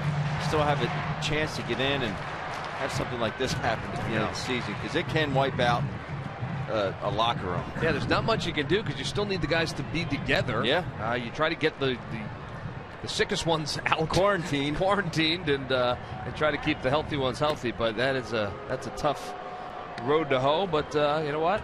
They've been doing it all year long. Take a look at the wild card race in the American League. Those Astros just holding on. Angels last night. Angels playing really good baseball right now. Did you see Mike Trout climb the wall? I'm the one who sent you the photo, Murph. All right, folks didn't need to know that. I was just setting you up. We got back from supper and I turned it on and I said, "Oh my, Mike Trout!" Yeah, it was a remarkable catch that he made. It was early in the game. I think it was the 4th inning. Robbed the home run and kept the Angels. Montero. It was 2-1 at the time. Mariners, and it would have been a 3-run homer. And Trouty robbed it and kept it. He got back, and eventually David Freese hit a home run in the 9th inning to walk him off 3-2. Yeah, they're starting to feel a little bit of magic out there. They are in Anaheim, I think. Well, it's 0-2 here, and now it's popped foul. Giving chase is Cody Ashe, but that'll go out of play. So it's still 0-2 to Dendecker. Boy, is this a good time for a double play. Always a good time for a double play.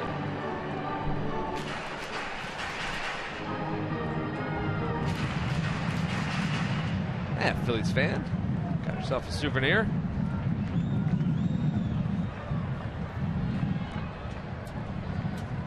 So Gomez will step back on the rubber. Desmond leads off first. And quick throw over, and he's back. Just send Desmond at any point? I think right now, well, getting towards the bottom of the lineup, obviously going to pinch hit for Fister, but you'd like to keep that hole open. But if you can get a jump, have at it. The 0-2 pitch. Well, Phil's thought he might run. Pitch out, nothing on. So it's 1-2 now.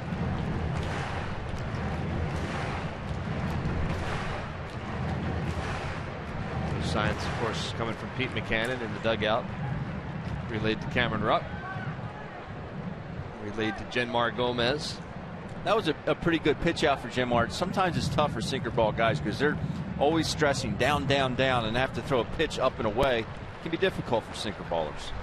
1-2 pitch. Line drive through that hole that you just talked about, and that's going to put Desmond on third base. Francoeur's up with it, and he'll get the throw into second. But a base hit by Matt Dendecker, and the 6 and 7 hole hitters are 6 for 6 in this game. They have been the entire offense for the Nationals, and now runners on the corners with nobody out. Well, Ben, that's the question I asked you, and you said that exact thing. You don't want, if Kratz is not holding him on, That's a double play. Yeah, I mean, that's 3-6-3. Yeah, but I mean that's a bullet. But if he does steal, he'd have to hold him on regardless. If he's on first base, but if Kratz is back, if he did steal second base, most likely that's a ball hit right at Eric Kratz. You know, probably still advances to third, however, but you wouldn't have anybody on first. Well, as it stands, runners on the corners, and Jose Lobaton will be the batter. Lobaton's 0 for 2 today. So Desmond, home run, single, single. That's his line. Dendecker, home run, single, single. That's his line. Back to back in the order.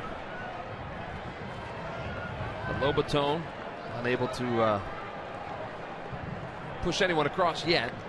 Dan Uggla has moved into the on-deck circle for the Nationals. He'll bat for Doug Fister in that 9-hole. But first things first. Inside to Jose Lobaton.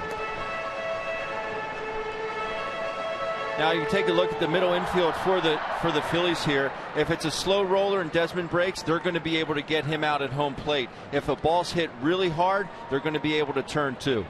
And give up the go-ahead run. And give up the go-ahead run. But I think more so than not, they're going to want to eliminate the run at home plate. That one's fouled. Off the front of the Phillies dugout. For the simple fact it is getting late. Yeah, but a hard hit ball up the middle to one of the middle infielders, wouldn't they? I mean, if Desmond's breaking for home, wouldn't they come home at that point? Yeah. I mean, most likely they would. But if it's hit to either side, and they don't think if Desmond does have a good jump, they still might be able to turn a double play here. We'll see if Desmond's going on contact. So it's 1-1 to Lobaton, and he swings and punches that one inside the foul line, going down the left field line. So one run will score. That's going to be a double for Lobaton, and the Nationals take the lead.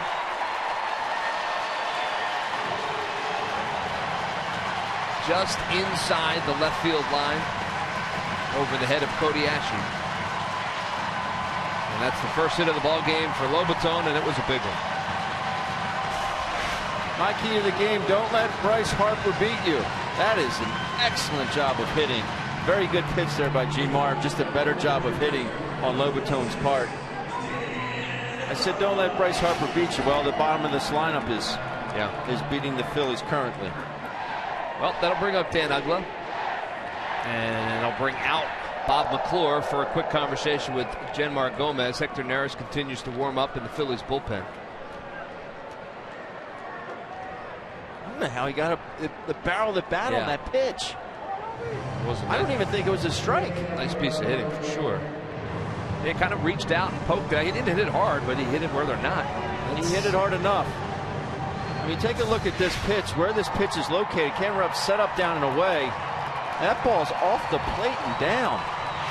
Just to be able to barrel it, it's a good job of hitting.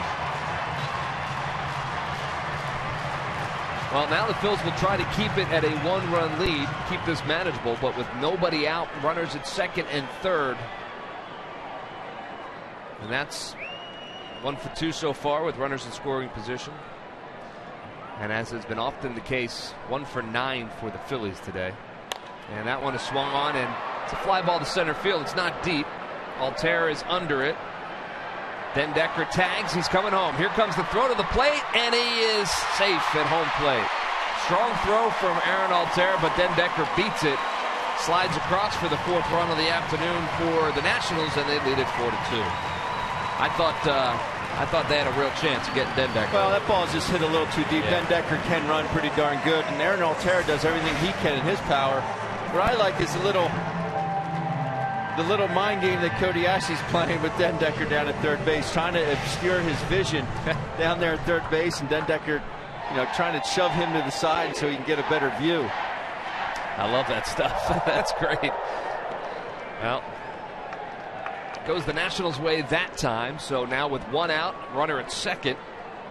It's the top of the order, and that one is hit deep into right center field. But Jeff Francoeur at the edge of the track makes the catch, tagging and thinking about going was Lobaton, but he'll stay right where he is at second. So 2 flyouts back to back, and 2 outs in the inning with the runner at second base.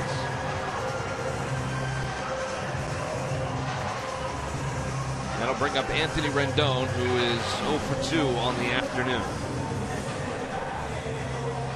2 across here in the bottom of the 7th for the Nationals. They lead at 4-2.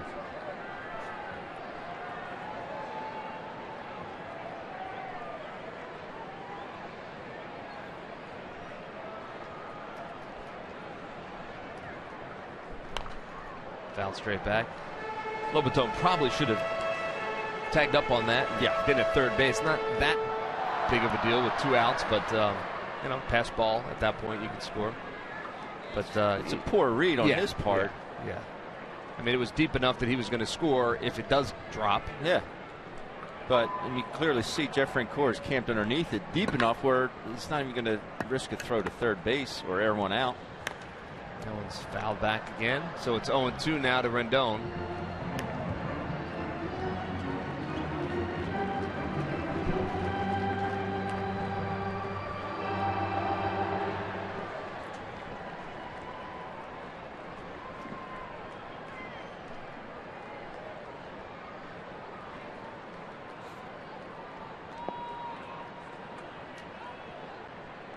Gomez has his sign. Here's the 0-2 pitch outside for a ball. It's 1-2. 3 straight hits to start the 7th inning. Single, and a double. And the sacrifice fly as well. That's how the Nationals got their runs. Yep. That last pitch of Genmar has some ticked off on it. I know that at 94 miles an hour. We usually see Genmar around 91, 92. That sinker, that one at 94. And that 1-2 pitch is in the dirt. So the count is even at 2-2. Bryce Harper waits on deck. Think about how this rally got started. Swinging bunt down the third base line. It stays fair by Ian Desmond.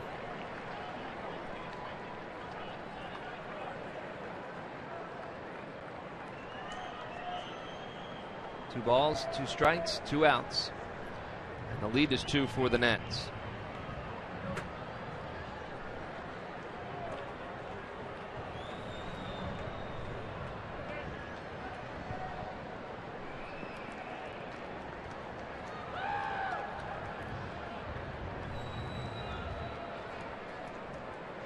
Gomez gets the sign from Rupp. Here's the 2-2 pitch. Fouled away. We'll do it again.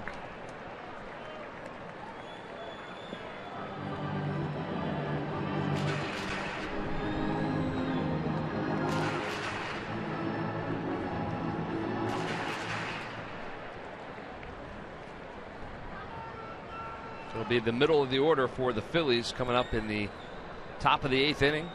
3, 4, 5.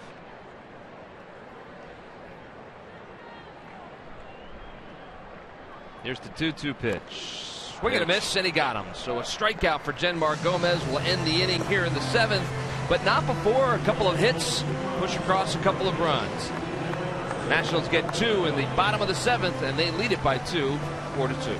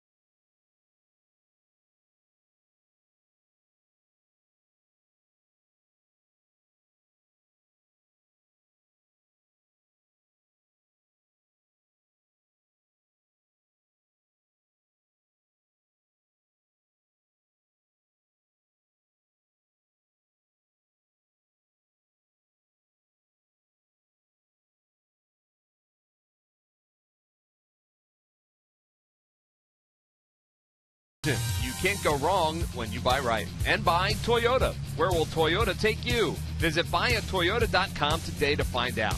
Toyota, let's go places. Well, we'll go to the top of the 8th with the Phillies trailing by 2. It's 4-2. And it is time for our Hyundai defensive play of the game. And it goes to the third baseman, Phils. Yeah, it does. And Cody Ashley gets over here to the third base side, finds the rail with his right hand, reaches up and makes a very good play off the bat of Robinson.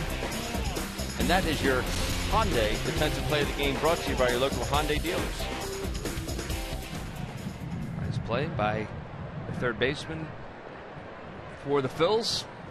And that'll bring up Aaron Altair to lead it off here in the top of the 8th. As I mentioned, 3-4-5 here as the Phils try to get themselves back in this. Casey Janssen, the new pitcher for the Nationals.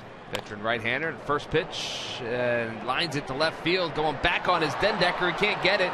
And it one hops over the wall. So that'll be a double for Aaron Altair. And Dendecker got turned around on that one. And by the time he was able to fix himself, that one was over his head. Well, the worst thing you could do as an outfielder is freeze. And that's what Dendecker does here. Just doesn't get a good read on this ball. And it ends up carrying over his head on a ball that he probably could tell you, I should have caught this ball, but he just freezes, does get turned around. Fortunately for the Phillies, Aaron Altair, that's a good swing. That's the swing we saw the other night when he had 4 hits. Yeah. Quick and fluent. So that'll bring up Darren Ruff. Ruff will take that first one over for a strike. It's 0-1. 0-for-2 on the day is Ruff. Dalier Hinojosa up and throwing now for the Phils. Altair will take his lead off of second.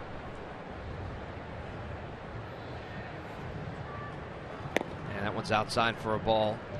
1-1 now to Darren Ruff.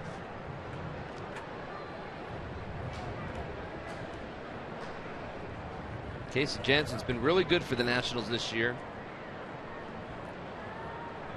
35 scoreless appearances in relief. And Darren Ruff pops that one up. Shallow right field. Bryce Harper comes running in and makes the catch.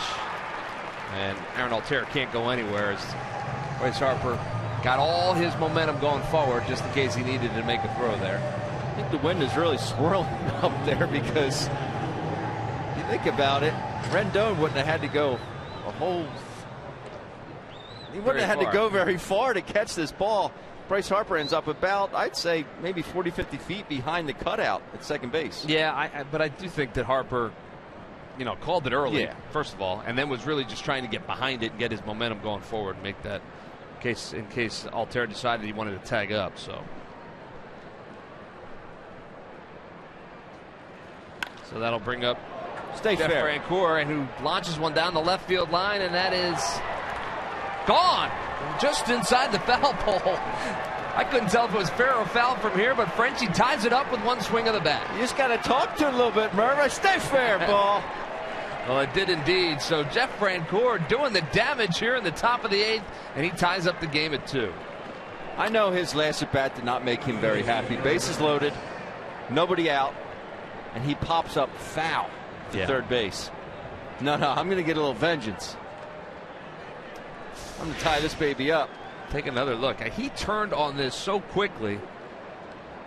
That ball. There by about 10 feet. Sweetheart, don't barehand that baseball. You're going to break a finger.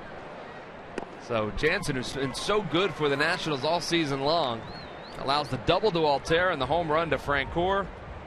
It's almost like he knew that heater in.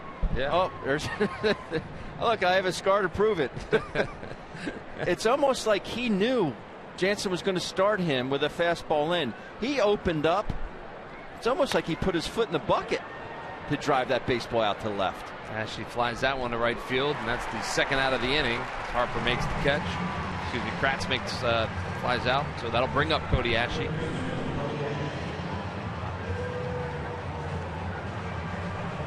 Well, you could really see the way he opened up his hips, but to keep that ball fair, it's one thing to open up like that, but your bat still has to stay on the same plane, because if you get out and around that baseball, you're going to hook it foul. He stayed inside it and kept it fair. Well, that'll end the day for Casey Jansen, who came in to try and shut down the Phils after the Nats had put 2 on the board, but just the opposite happens. Felipe Rivera will be the new pitcher for the Nationals when we come back. Pitching change at Nationals Park.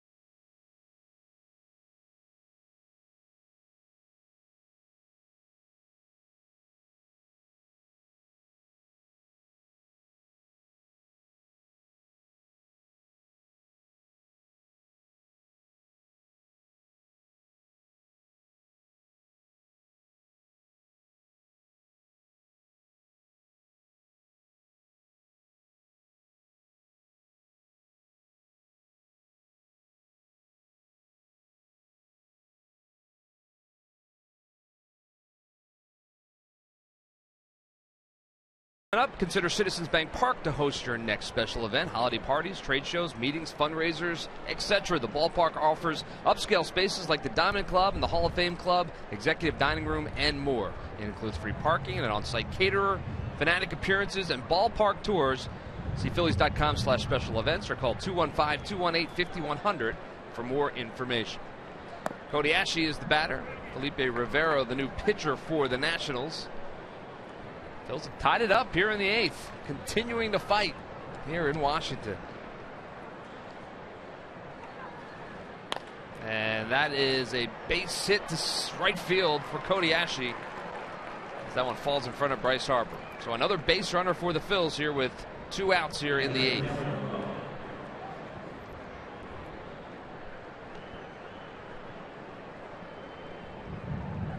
Jonathan Papelbon has gotten a baseball and starting to warm up there in the Nationals bullpen. There you see the numbers on Rivera. 47th appearance for him, 2-1 with a 2.98.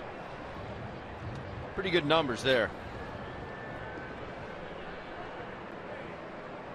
So last night's ball game, and yeah, I think pretty sure it was the hamstring that he tweaked when he slid on his plant foot, his right foot. Saw the spikes kind of come out from underneath him. A lot of pitchers tend to pull their hamstrings when they do that. Matt Williams, you're killing me. Yep, Matt Williams is coming on out. And that is going to be it for Felipe Rivera. Felipe, we hardly knew you. Well, wait, now it's a conversation. We'll see.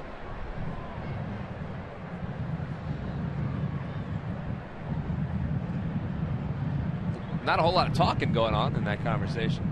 Not a whole lot of talking. And yeah, it will be a pitching change indeed. So, Jonathan Papelbon's going to come into this game. And the 8th inning, the Phils threatening. They've tied it up. Pitching change here in Washington.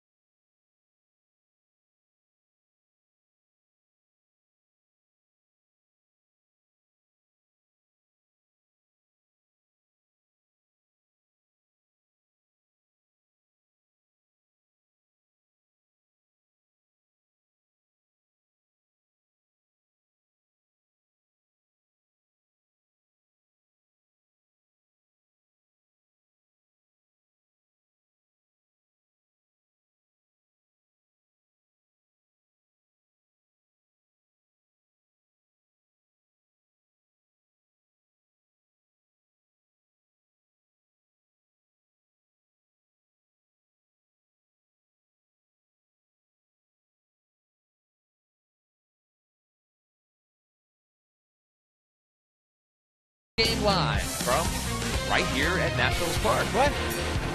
Yep, that's you and me, big guy. Hey, it worked. Well, no, it didn't work last night. It worked Friday night, not last night. Bring you post-game live, and we're happy to do it here from the ballpark. Absolutely.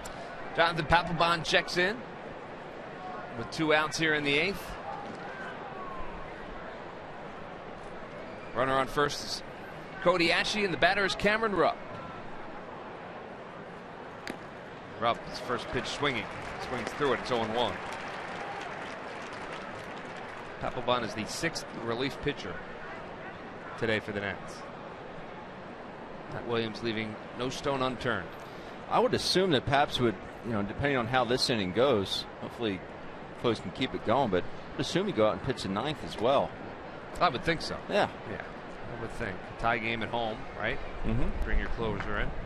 Brian Bogusevic has moved into the on-deck circle for the Phils. Should Cameron Rupp keep this inning live?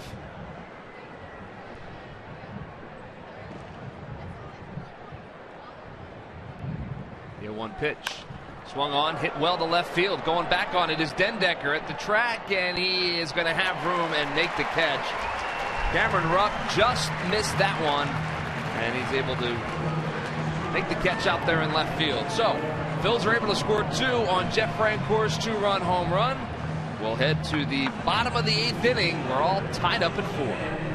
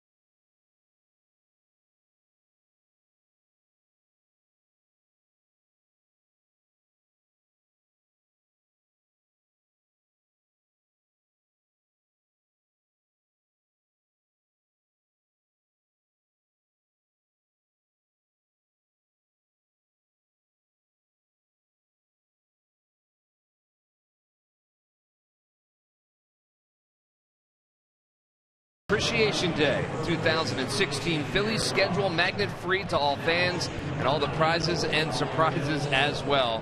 So come on out to the ballpark. 3:05 is the first pitch. Order your tickets now at Phillies.com. Brian Bogusevic will stay in and play right field, and Jeff Francoeur just tied this ball game up. We'll move over to left field for the Phillies. Darren Ruff goes from left field over to first base, and Dalier Hinojosa will be the new pitcher for the Phillies, and he will come in to face Bryce Harper. First pitch to Harper is over for a strike.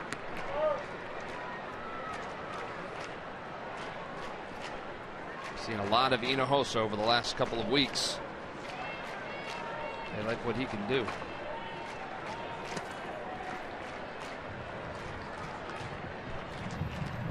Bryce Harper steps in and pitches inside for a ball, so it's 1-1 to Harper. Phillies in this series has made a concerted effort to pitch Bryce Harper inside. Aaron Harang was able to get in there a couple times today.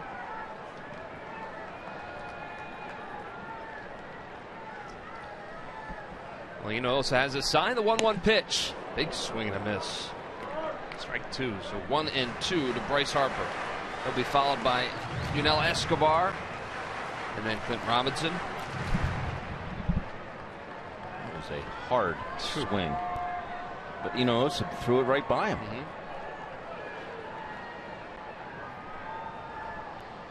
So here's the 1-2 pitch. Swung on, popped up, shallow left field, and in comes Jeff Francoeur, makes the catch.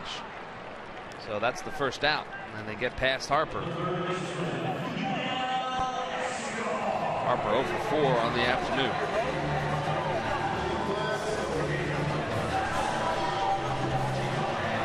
So that'll bring up Yunel Escobar. He's had a tough afternoon as well. He's had a tough series as Escobar. Oh my goodness, and now inside the dugout there is a fight in the dugout between Papelbon and Harper. Papelbon happened to be restrained.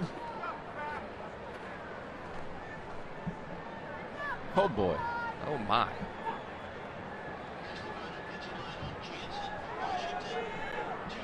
I'm sure something was said by somebody, and that got everybody fired up. The only thing I can think of is maybe Paps talking about his effort level running to first base. Matt Williams talking it over, and we'll show it to you again in just a second as Escobar is at the plate. And that one is a little outside for a ball, so it's 2-0. That is not something you see every day in Major League Baseball. No, it's not, but this time of the year, just getting eliminated.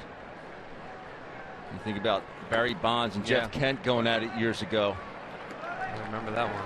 3-0 now to Escobar. There's two big boys going at it, though. I'll tell you. The Clash of the Titans. I don't know who got in between them, but Murph, just so you know, I would never do that to you, buddy. I appreciate that.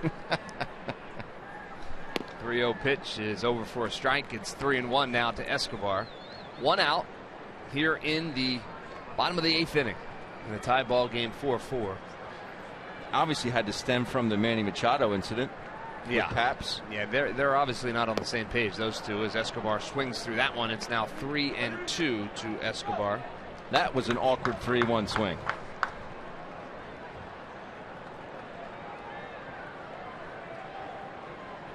And Escobar having a tough series.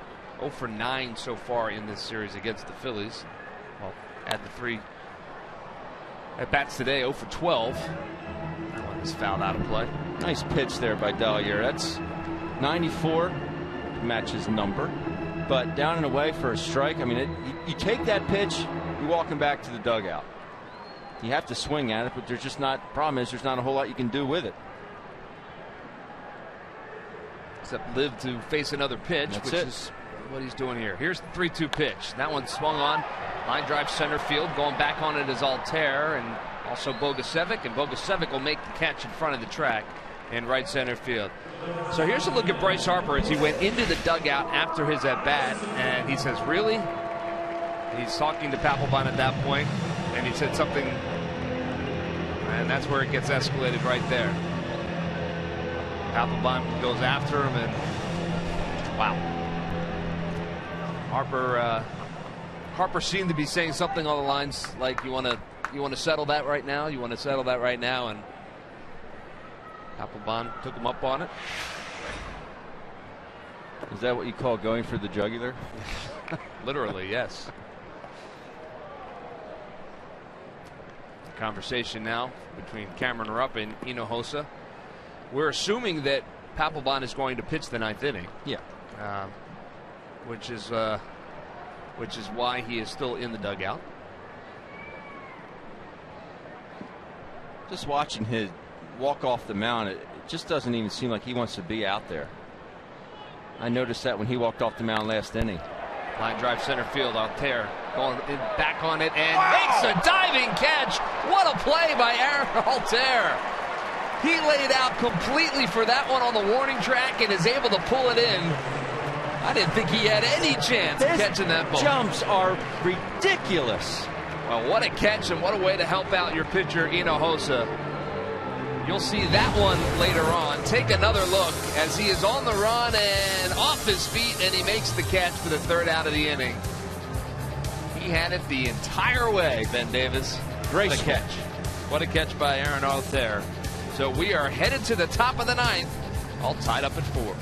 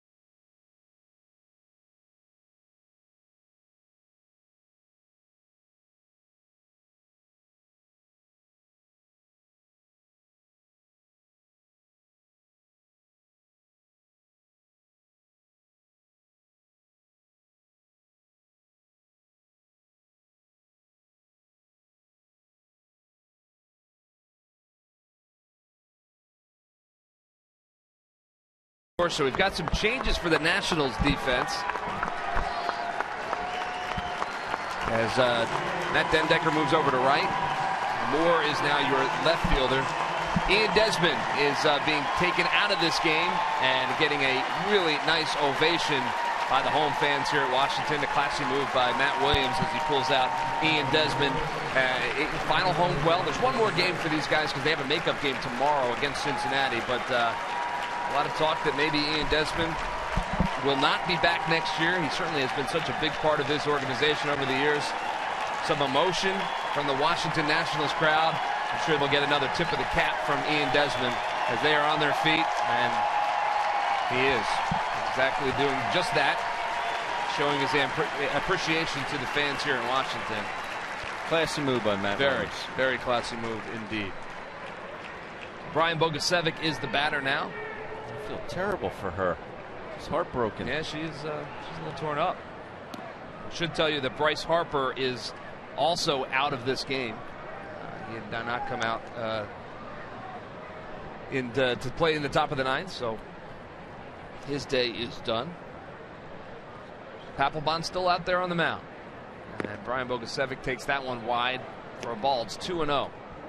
Has been getting some hugs from his teammates as well.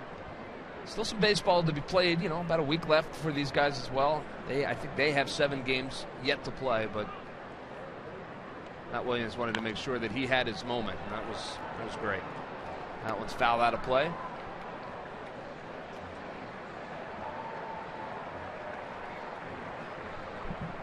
There you see Bogusevic's numbers, 267, the 1 home run. That was his first hit with the Phillies this season, 4 RBIs. 2-1 pitch. Fouled straight back. Got to believe that Pap's got a little extra juice running through the veins right now. Yeah.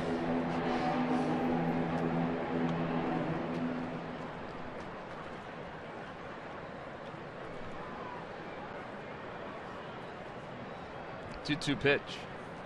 Swing and a miss, and he got it. So Bogusevic is a strikeout victim, and that's the first out of the inning here in the top of the ninth.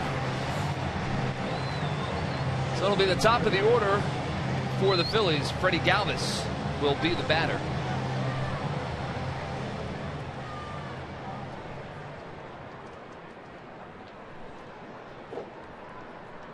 You see the numbers on Freddie today, 2 for 4.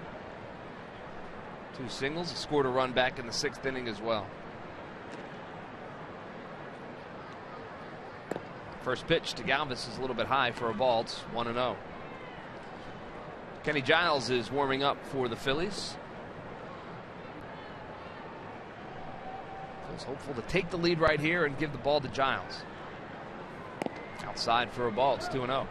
Now, I'm sure he's starting to monitor how he has to go about getting ready to come into a ball game, because if Freddie Galvis goes deep right here, you got to dial it up. You got to get ready to come in the ninth inning. But if he doesn't get on, you could be up every inning. If the Phillies get base runners, the tie ball game, you're one swing away from being in the ball game to be in a save situation. It's not like when he was the eighth inning guy, he knew he had the eighth inning. Right. Learning process for Kenny Giles. But you can't be out there burning it out every inning. No. 3-0 pitch is outside for a ball. So he walked Freddie Galvis on 4 pitches. And that's going to bring up Andres Blanco. So a base runner for the Phils here in the top of the ninth.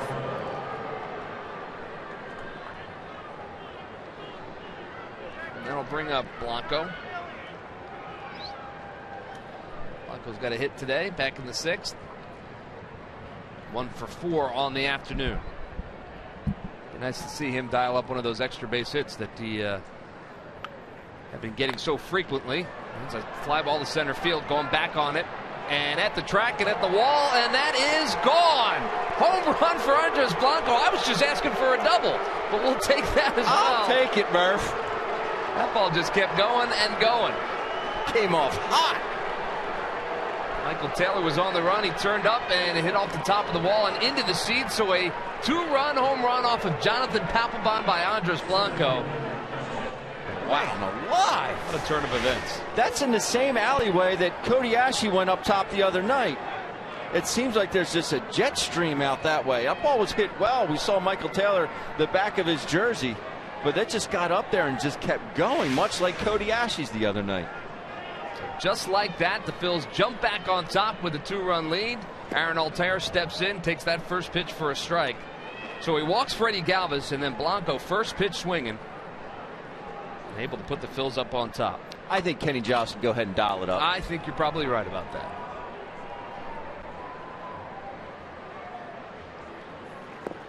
Pitch is in the dirt to Aaron Altair.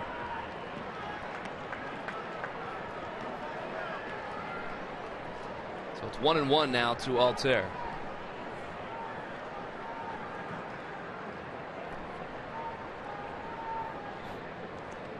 The 1-1 pitch.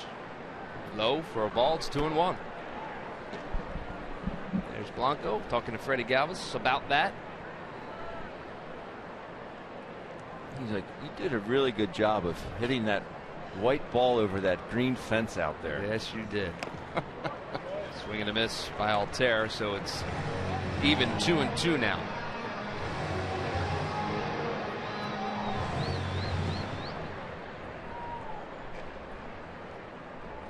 What would Harper have to say to Paps now? To be a fly on the wall in that clubhouse today. 2-2 pitch. Line drive off the glove of the shortstop, Trey Turner, and into left field. And that'll be a base runner for the Phils. We'll see how they score that. It was hard hit. Turner just into the game for Ian Desmond. It'll find you. Wait to see how they score that. I think it'd have to be a hit. Yeah, I would think so. Although he got a lot of that in terms of getting his glove on it. Let's see. With some of the scoring I saw on this road trip, deplorable. I would agree with you. Well, Darren Ruff will step in.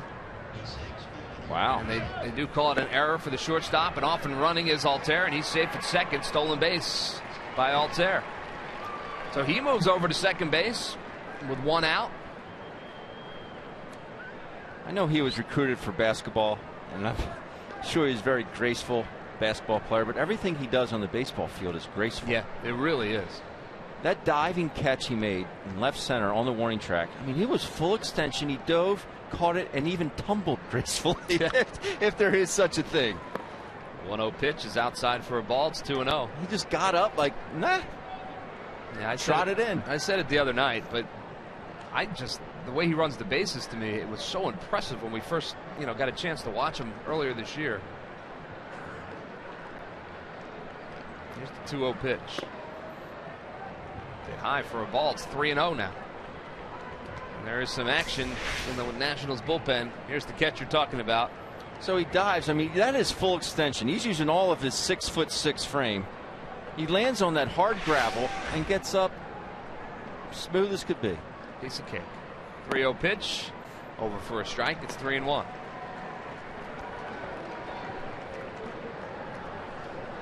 Sammy Solis getting loose in the Nats bullpen.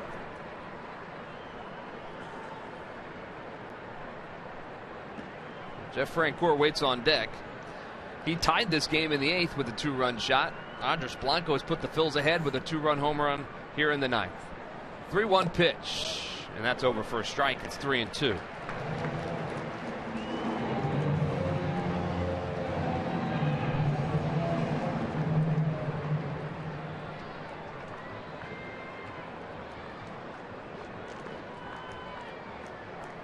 Papelbon has his side.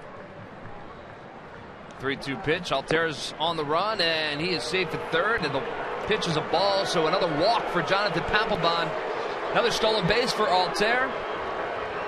And runners are on the corners now with 1 out here in the 9th, and things are starting to unravel for Jonathan Papelbon.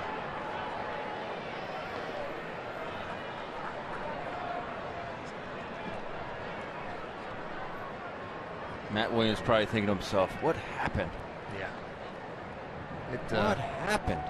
It has been a little bit of everything, and it's gotten worse and worse for the Nationals. Runners on the corners. First pitch to Francoeur is over for a strike. So Francoeur hit one down the left field line for a 2-run shot in the 8th. What a day he's having. 3 for 4. He was somebody's standout star, if I remember correctly. Runners take their leads off the corners, and he fouls that one straight back. It's 0-2 now to Jeff Francoeur.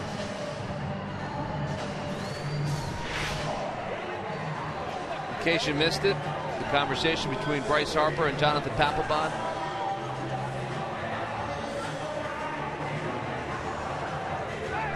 And Harper challenges Papelbon, and Papelbon accepts the challenge. Harper now out of this game as that one is lifted to right field. And catch is made by Dendecker. Always nice to get that third run on the board. Absolutely. That'll be the second out of the inning. The runners have to stay where they are, first and third, with 2 outs. Despite Aaron Altera's speed, that ball just not deep enough off the bat of Jeff Francoeur. And Frenchie a little upset. So Odubel Herrera is the new batter for the Phillies. He's going to pinch hit for Hinojosa, the pitcher spot. With runners on first and third, Odubel Herrera, as Leslie told us, getting a couple days off. Maybe just to clear the mind a little bit. Yeah. Good numbers pinch hitting. I think last night was just to clear the mind. Today, Gio Gonzalez, lefty on the mound. So Papelbon will get his sign facing Herrera. He swings and misses at that one. 0-1 to Odubel Herrera.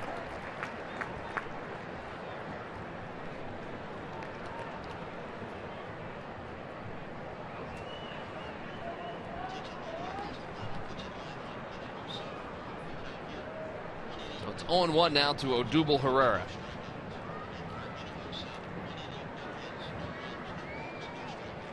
A bit high for a ball. It's 1-1.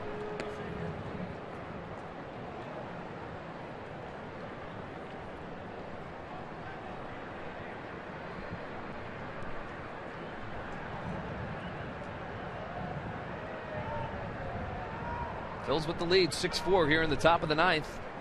Thanks to a 2-run home run by Andres Blanco off of Jonathan Papelbon. Papelbon delivers.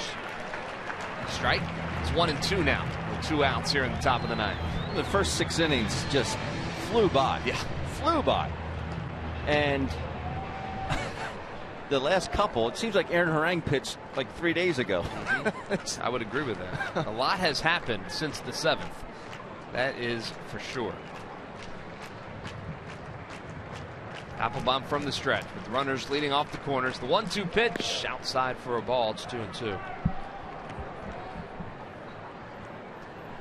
30 pitches now for Jonathan Papelbon, who came into this game in the 8th inning with 2 outs.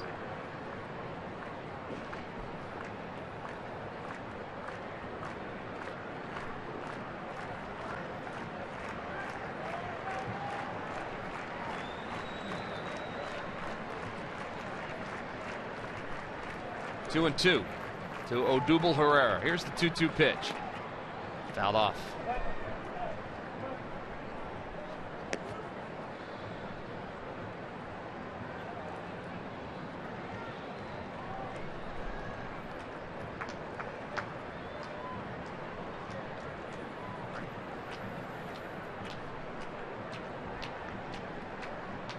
So Pap looks in and gets his sign again.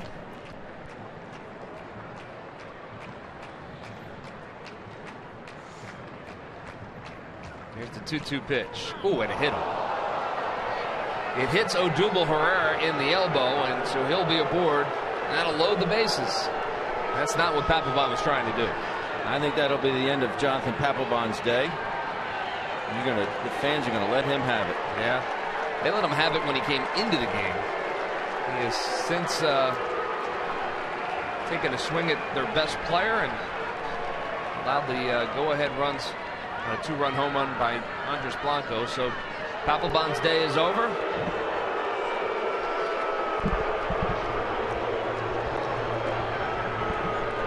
And he hears it from the Nationals faithful.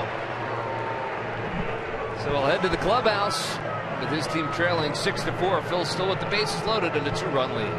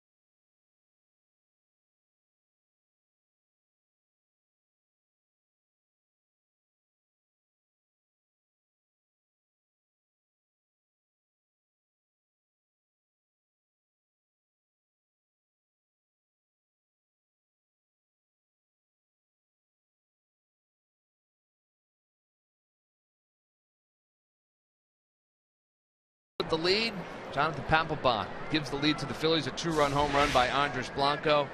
This is what happened before the 9th inning started. Harper coming back in the dugout. Papelbon said something to him. We're thinking about maybe the way he ran that out. And then, well, tempers flare. And Papelbon goes after Harper. After Harper said, "You want to end this?"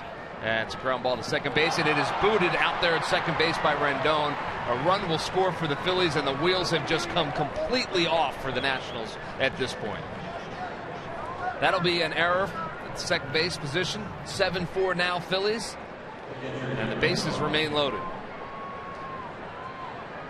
So then Jonathan Papelbon after the confrontation, and Andres Blanco in the top of the 9th inning. A 2-run shot after he had walked Freddie Galvis on 4 pitches. That gave the Phils the 2-run lead. Bases are still loaded. That's where we are. It is now 7-4 after the error by second baseman Rendon. Bases still loaded. Cameron Rupp, the batter, he fouls that one out of play. It's 0-1. Sammy Solis is the new pitcher who threw 1 pitch and probably should have been out of this inning. Instead, he'll deal with Cameron Rupp. Cam 0 for 4 today. Takes the pitch and swings through it. So it's 0-2 now to Cameron Rupp. What an inning. 2 errors, a walk, actually 3 walks. 3 walks, a homer. Whew. 3 runs across. Inside for a ball. There's the numbers on Solis. 1-1 with an ERA of 4. He appeared in the first game against the Phillies on Friday night.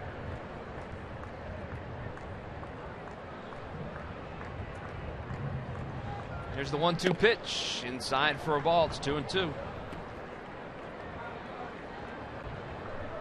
Looks like Kenny Giles is going to come in this game regardless if they really break it wide open here. Especially with the off day tomorrow. 2-2 pitch. Ground ball back up the middle, and that will go into center field, and that's going to score 2. Coming around to score, as well as Odubel Herrera. The throw to second base is not in time, and well, Cameron Rupp gets a base hit and a couple of RBIs as Ruff and Herrera score. And as you put it, Phil's break it wide open. It's 9-4 now here in the 9th. Good for Cameron. You know, it's a long day behind the plate. He's caught an exceptional game today with right fingers. Aaron Harang threw well. G-Mark Gomez struggled a little bit, but Eno Osa came in, did a good job. We catchers deserve those hits, Murph. Yes, you do. A couple RBIs. And makes it, you know, that 0 for 4 turns into a 1 for 5 with 2 RBIs. An okay day. Well, this top of the 9th continues. 5 runs across for the Phillies here in the 9th. 2 outs, runners at first and second. Brian Bogusevic coming in for his second at bat in this ball game. He struck out in his first attempt. The fans are headed for the gates here in D.C. That one is inside for a ball. The Phillies are going to try to keep this going. I'm going to put another column in my scorecard. Yeah, we're getting to that point.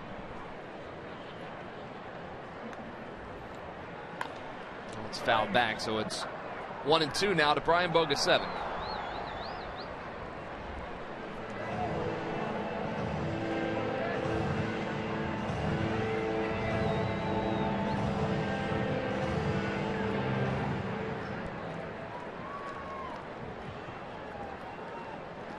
Solis has his sign.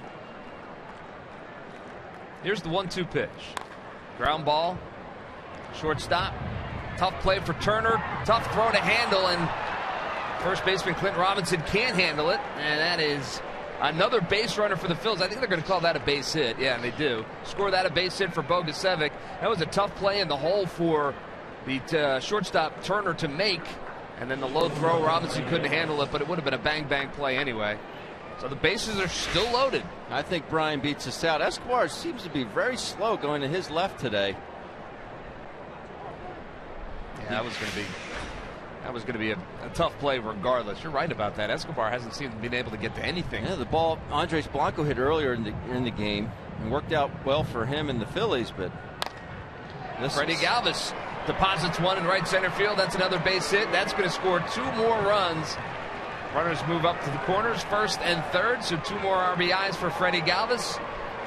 It is no longer a safe situation, Ben. It is 11-4 here in the 9th.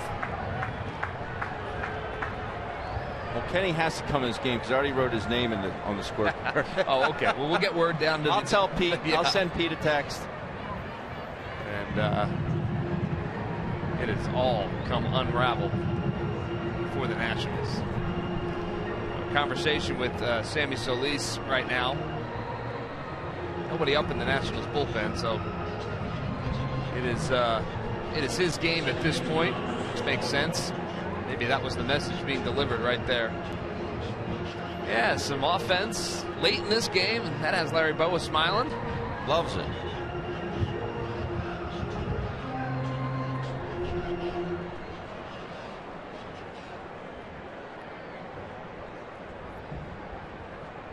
Papelbon's line is in. We'll get you that in just a second. It's 11-4 Phillies. Andres Blanco, who's really got the offense going in this inning, sends one into center field. That's a base hit. Another run will score. Second hit in the inning for Andres Blanco. Man, oh man. 8 runs scored in the 9th 10 runs scored in the 8th and the 9th tonight for the Phillies.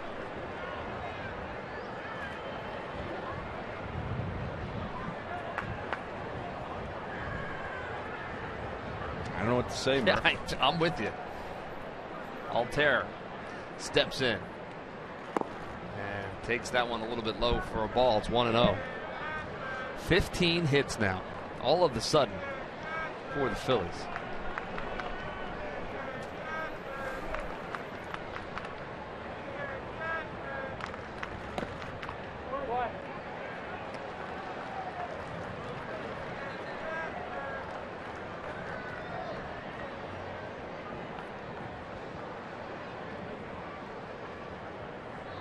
Runners lead off first and second. And Altair fouls that one at the plate. It's 1-2 now to Aaron Altair.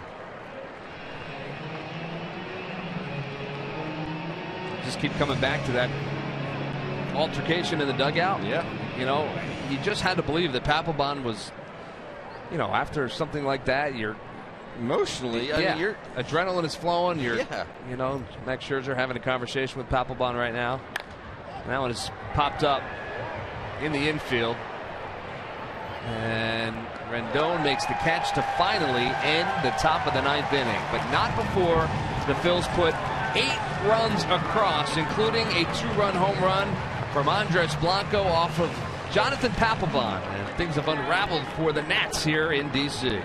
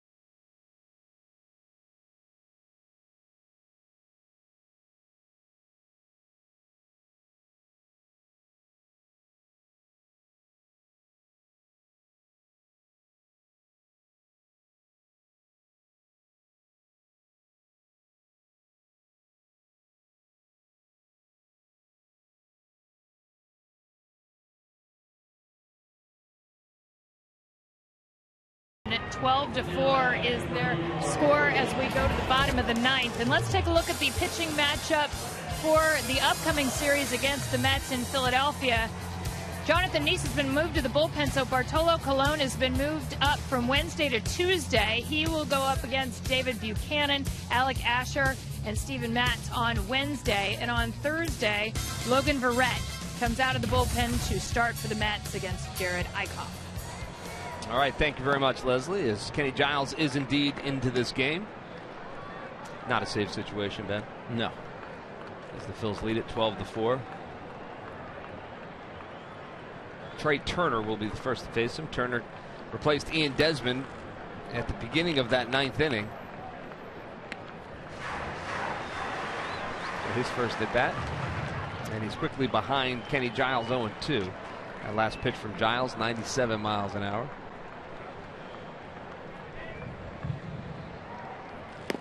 Swing and a miss, and he got him. So Kenny Giles comes in, throws 3 pitches, and gets the first strikeout. You see his numbers, 1.43 ERA for Giles. 1 home run allowed.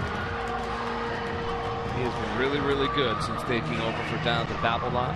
It's been excellent. Yep. So Matt Dendecker, who's had a good day offensively, will step in against Giles with one out here in the bottom of the ninth. First pitch is over for a strike. Well, before we go any farther, I just wanted to thank you, Murph. This is my last day, and pretty much everyone that I've worked with this year. It's been great. The production cavity, Jeff Halleckman, John DeSangro, Ray Tipton.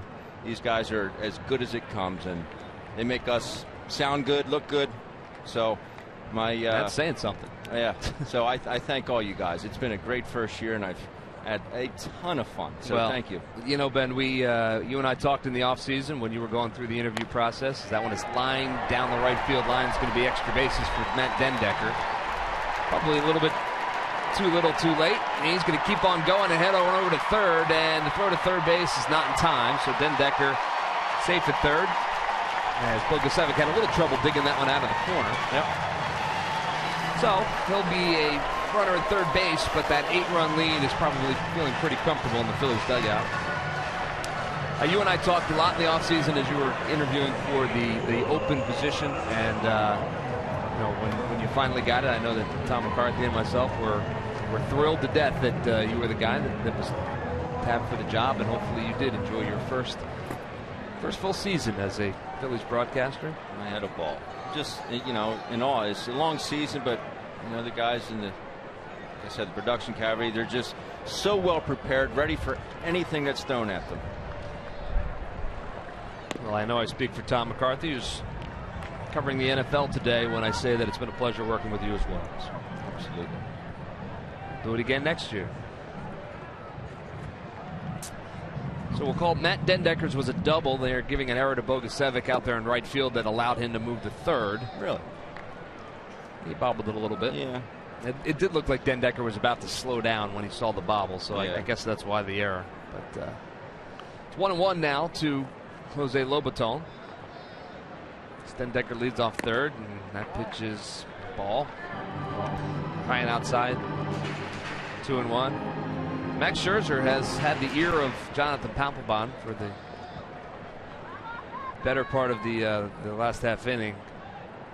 To the best of our knowledge and our camera's knowledge, no one else has really said much to Jonathan Papelbon. They're leaving it up to Scherzer to kind of hit out there. Not so much it's about the situation that transpired with Bryce Harper, or maybe about that inning and how it just, you know, the wheels kind of fell off. 2-run homer and a couple walks. That's a chopper to first base. Flipped over to Giles covering. The run will score.